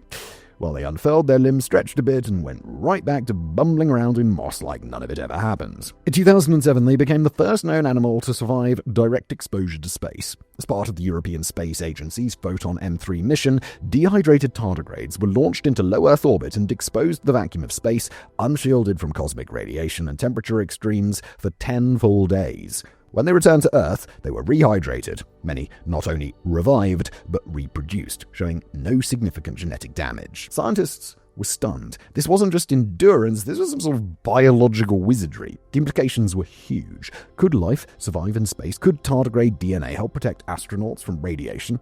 Well, since then, these indestructible creatures have been at the center of research into life's potential to endure and possibly travel beyond Earth. Now, the obvious question is, how? And the answer, while not fully satisfying, is something called cryptobiosis. It's a fancy way of saying that they go into full shutdown mode. When conditions get rough, a tardigrade curls up into a dry little pellet, drops its metabolism to basically nothing, and just waits. No movement, no brain activity. It's not technically dead, it's just stubbornly paused. While in this state, their cells get filled with a sugar called trehalose, which helps keep their inner bits from turning to mush. But that sugar trick doesn't really explain everything. It is clever, certainly, but not shrug off cosmic radiation and space vacuum for 10 days clever. And that's where things get properly weird. In 2016, scientists discovered that tardigrades produce a protein called DSUB, short for damage suppressor, which wraps around their DNA like bubble wrap and protects it from radiation. No animal does this. Is just them. It's almost as if nature gave them a bespoke hazmat suit and nobody knows why. What evolutionary pressure requires a moss-dwelling microcritter to survive space? I mean, there's no sunlight up there, no water, no moss, so why the hell would a creature evolve the ability to survive in conditions it should never encounter? Well, this is where the panspermia crowd start clearing their throats. The theory goes, if life arrived on Earth via a meteorite, microbes hitchhiking across galaxies, then tardigrades would be a prime suspect. They've got the resume, It's not the scientists are seriously claiming they're aliens, but the fact that they could be, and we wouldn't know, well, that's certainly interesting. Cockroaches are supposed to be the hardy ones, yet a tardigrade could perhaps go to the edge of a black hole and come back complaining about the food. By every measurable standard, they are over-engineered to the point of cosmic paranoia. Maybe they're not from space. Perhaps they're just Earth's way of making sure that something always survives no matter what the rest of the planet is doing. But until someone explains why they're this tough, the tardigrade remains less of a biological oddity and more of a challenge, a little creature looking at our best scientists and saying, "Is that all you got?" Sudden savant syndrome. Imagine waking up from a head injury and discovering you can play the piano perfectly instinctively as though you've been training for decades. You're not playing it with clunky two-fingered renditions of chopsticks either, but full-body flowing concert pieces. It sounds like the setup to a sci-fi film or the weirdest lottery win imaginable, but it's a documented phenomenon. It's called sudden savant syndrome, and it's as rare as it is mind-bending. Unlike congenital savants, who are born with specific but often isolated talents, sudden savants acquire theirs out of nowhere, usually after trauma. A fall, a stroke, a lightning bolt through the brain, metaphorical or literal. And what emerges isn't just skill, it's obsession. People develop intense abilities in music, art, maths, and even memory recall without any prior interest or training, and sometimes the person who wakes up isn't quite the same as the one who hit the floor. Take Derek Amato. In 2006, he hit his head diving in a shallow pool and suffered a nasty concussion. A few days later, still recovering, he wandered over to a piano and sat down to see what would happen. And what happened was music, real music, full pieces flowing from his fingers like they'd always known what to do. He described it as seeing the notes in his mind, like a waterfall of sound pouring out faster than he could analyze it. Or Jason Padgett, mugged outside a karaoke bar, he woke up with a brain injury and a newfound ability to see the world in complex geometric patterns. Everywhere he saw fractals in raindrops, spirals in leaves, mathematical elegance in the mundane. He started sketching out what he saw, endlessly intricate diagrams and shapes that looked like textbook illustrations of chaos theory. A man who once sold futons became a fractal artist and a mathematical prodigy, all because he got a bop on the head. Science, for all its cleverness, doesn't quite know how. One theory is that the trauma disinhibits certain brain areas, essentially switching off the filters that keep sensory and cognitive input manageable. You get overwhelmed with raw information, which comes out as talent for a lucky few. Another idea is that these skills were always buried somewhere deep, like dormant code in an operating system only triggered when the usual programming glitches out. And no, you can't just trigger it on demand. There's no switch to flick, no surgical shortcut, no ethical way to investigate it properly without bashing in some skulls, which understandably is not encouraged in the medical community. Most of the time, it doesn't happen at all. And when it does, it usually can't be repeated. It just turns on and it's fully formed. What's most unnerving, though, is the suggestion it makes that the brain may be storing far more than we ever realize. That talent, intuition, even brilliance might be waiting quietly inside people who've never so much as doodled or hummed a tune. It's not learned, it's not taught. It's just there, waiting for the right blow or the wrong one to be let loose. So we're left with the eerie possibility that genius is not born. Sometimes it's literally knocked into being. Phantom limb sensation.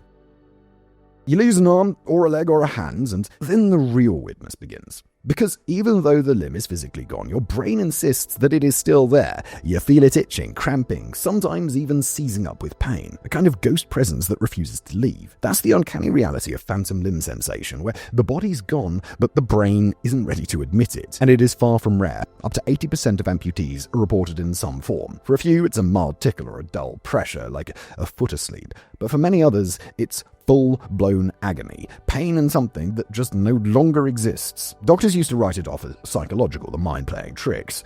Until, of course, it started happening in people born without the limbs in question, or in those whose limbs were still attached but temporarily paralyzed by nerve blocks, which makes it a lot harder to dismiss as mere imagination. It turns out that your brain carries a map of your entire body, a sort of internal blueprint etched into the sensory cortex called the homunculus. And when a limb is removed, that map doesn't immediately update. The brain keeps pinging the missing area, like trying to call a number that's been disconnected, and instead of a dial tone, it gets static. Misfired signals loop endlessly, twisting into pain, pressure, or bizarre sensory echoes. The echoes can get specific. One man said he could still feel the exact shape of the pen he used to grip daily at work, right down to the ridges on the barrel. Another person, missing a foot, said they felt phantom toes curling involuntary.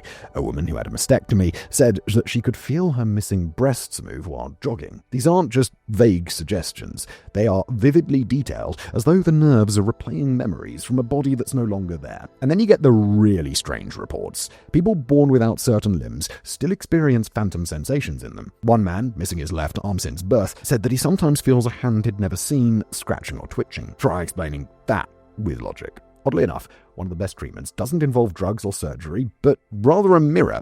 The mirror box techniques creates an illusion, placing the intact limb next to a mirror so the brain sees two limbs where there's only one. By moving the real limb and watching the reflection, the brain is tricked into thinking that the phantom one is also moving. In some cases, the simple visual lie can short-circuit the loop and stop the pain. What's that say about the body?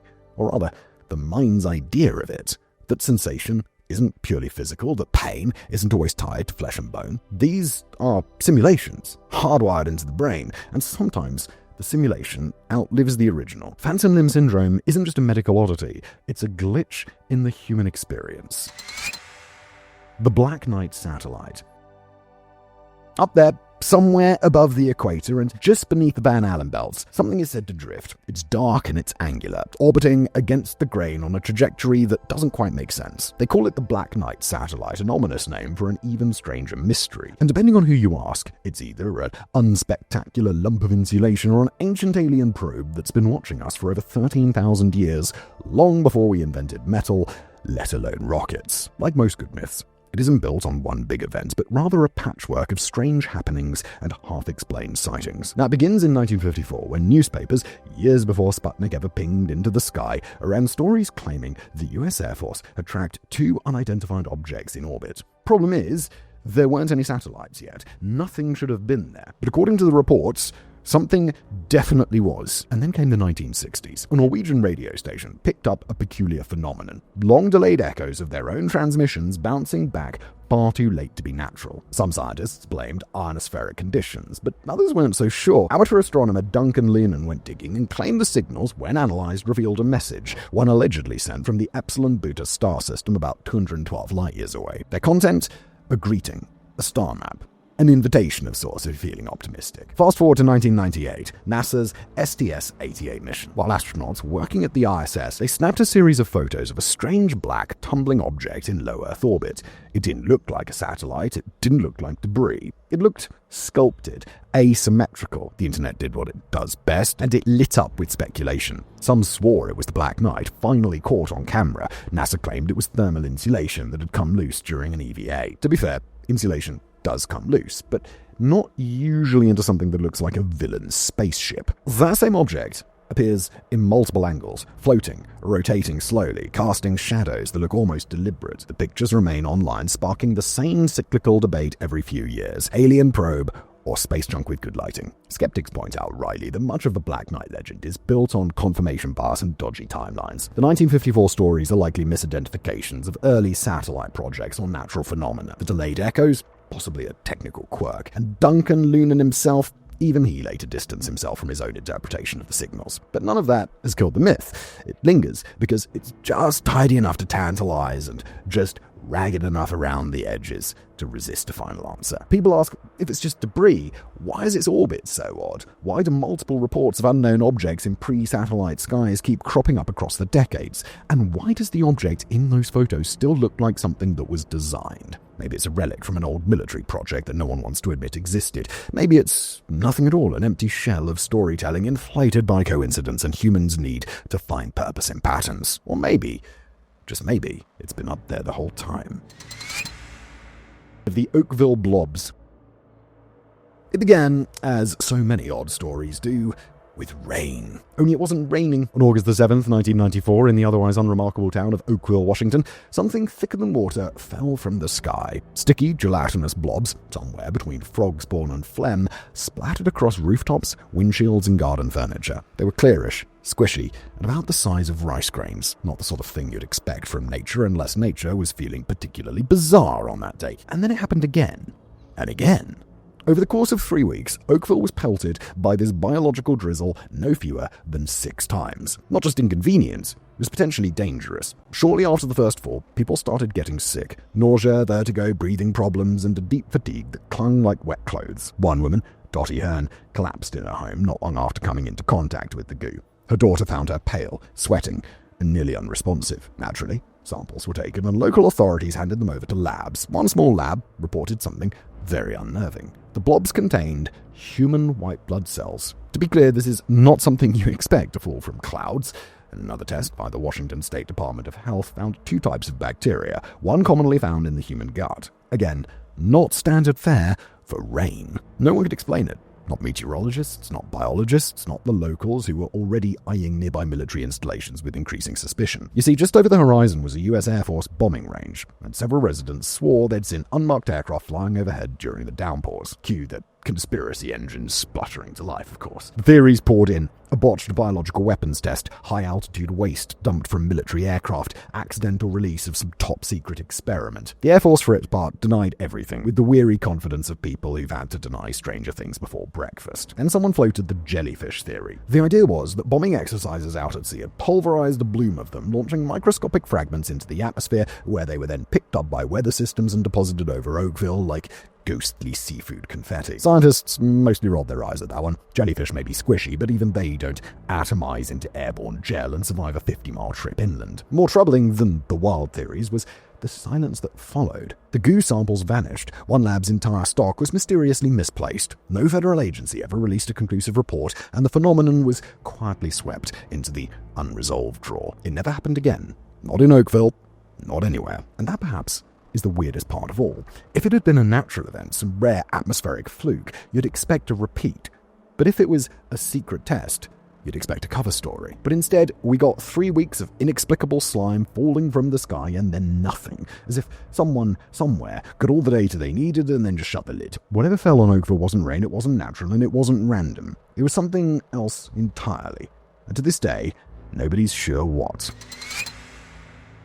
The Soder children mystery. It was Christmas Eve, 1945, in Fayetteville, West Virginia. The Soder family, George, Jenny, and 9 of their 10 children, celebrated the holiday. By midnight, most of the kids had gone to bed. At around 1 a.m., a fire broke out. Within an hour, the house was a smoldering ruin.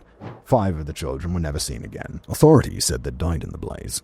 The case was closed. But the Soders didn't believe it, and once you dig into the details, you might see why. First, no remains were ever found. No bodies, no teeth, no ash, and this was no towering inferno. It burned for just 45 minutes before collapsing. Experts later said, even in hotter, larger fires, something always remains. Yet here, there was nothing.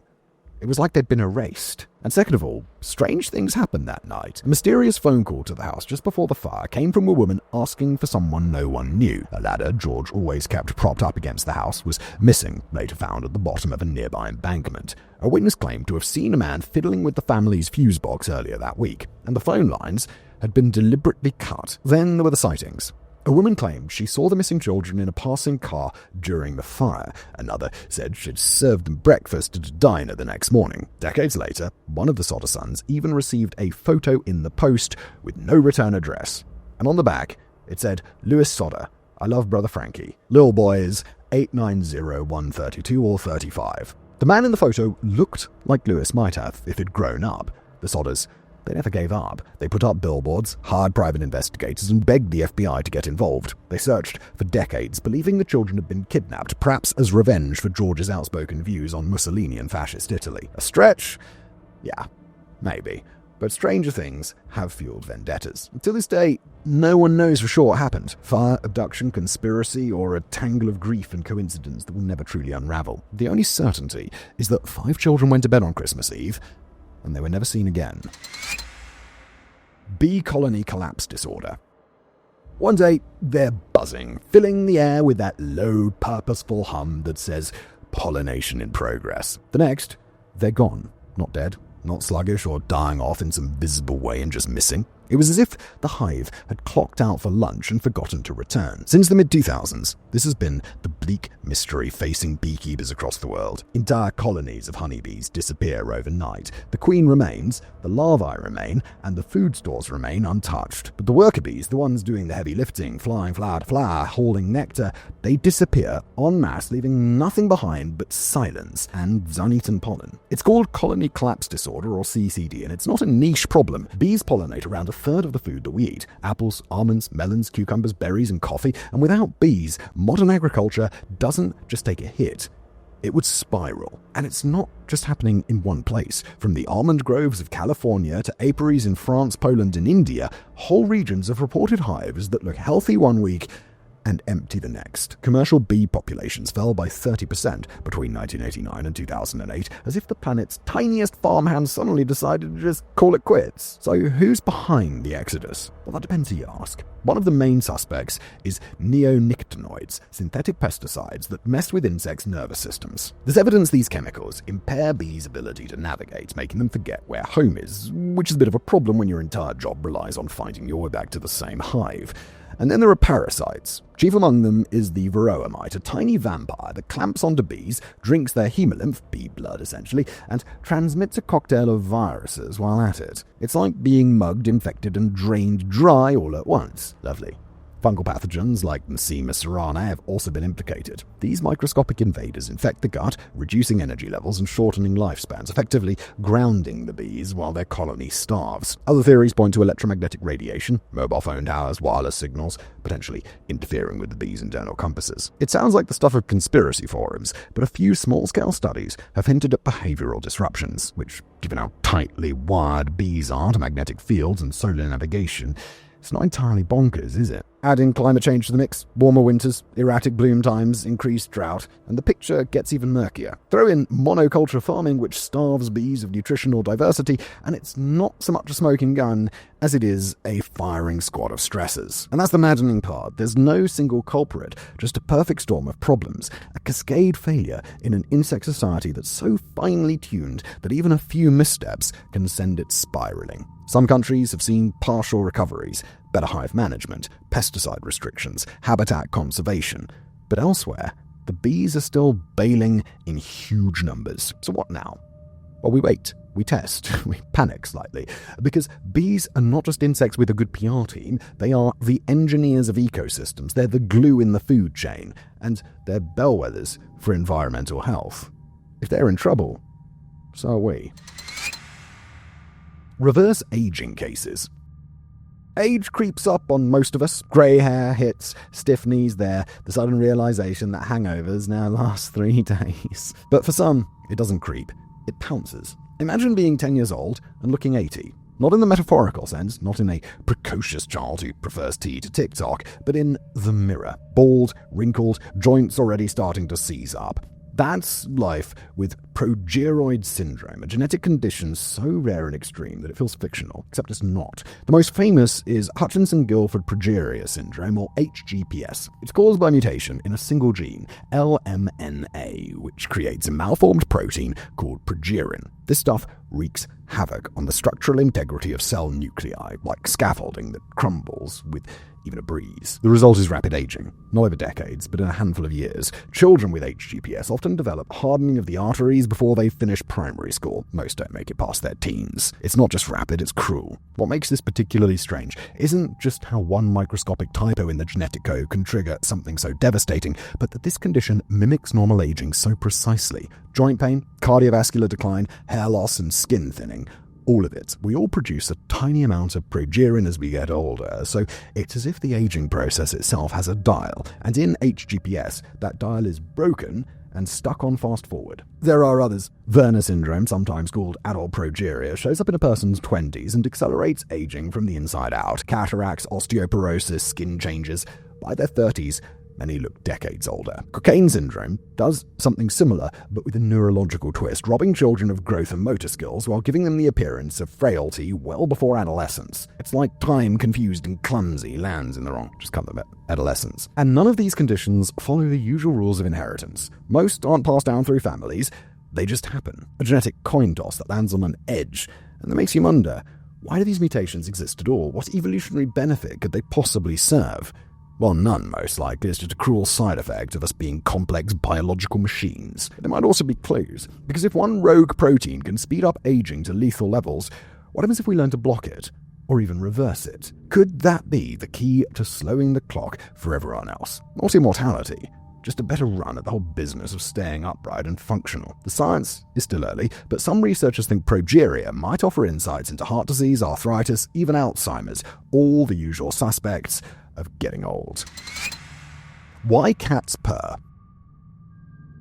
They do it curled up in sunbeams, twitching in a half-dream. They do it at the vet, stitched up and sedated. They purr in the middle of labor, in the middle of panic, in the middle of dying. And yet, ask scientists why they purr, and you're not going to get very far. Sure, contentment is in the mix. Stroking a relaxed cat almost guarantees that soft, rolling motor in their chest. But if it's just a happy noise, why do they purr when they're clearly miserable? Why vibrate like a little motorbike when they're in pain or frightened out of their tiny minds? Mechanically, we get it. Rapid twitching of the laryngeal muscles up to 150 times a second causes the glottis to open and close, creating a controlled burst of sound and vibration. Fine. But as for the reason why, well, that's where things unravel. One theory says it's communication. Kittens are born deaf and blind, but can feel vibration, so mum's purring acts as a low-frequency sat-nav, guiding them back to warmth and milk. Another theory suggests that adult cats use purring as social manipulation. Some domestic cats have even been caught mixing their purr with a high-pitched cry that mimics a human baby's wail. Biological, emotional blackmail, basically. Then there's the repair hypothesis, and this is extra strange. Purring falls into a frequency range, roughly 25 to 50 Hz, that's known to promote bone density and healing in other mammals. So it's possible cats are quite literally vibrating themselves back together. And it's not just your tabby. Cheetahs, bobcats, cougars purr too. But lions and tigers, not so much. Once you hit a certain size, the voice box upgrades from purr to roar, evolution swapping subtlety for theatre. So is purring pleasure, pain relief, psychological manipulation, all of the above? Possibly, probably, but in classic feline fashion, they're not explaining themselves. And that is our 50. Thanks for watching this extremely long video. If you made it this far, well done. Why not subscribe and drop a like? I'll see you next time.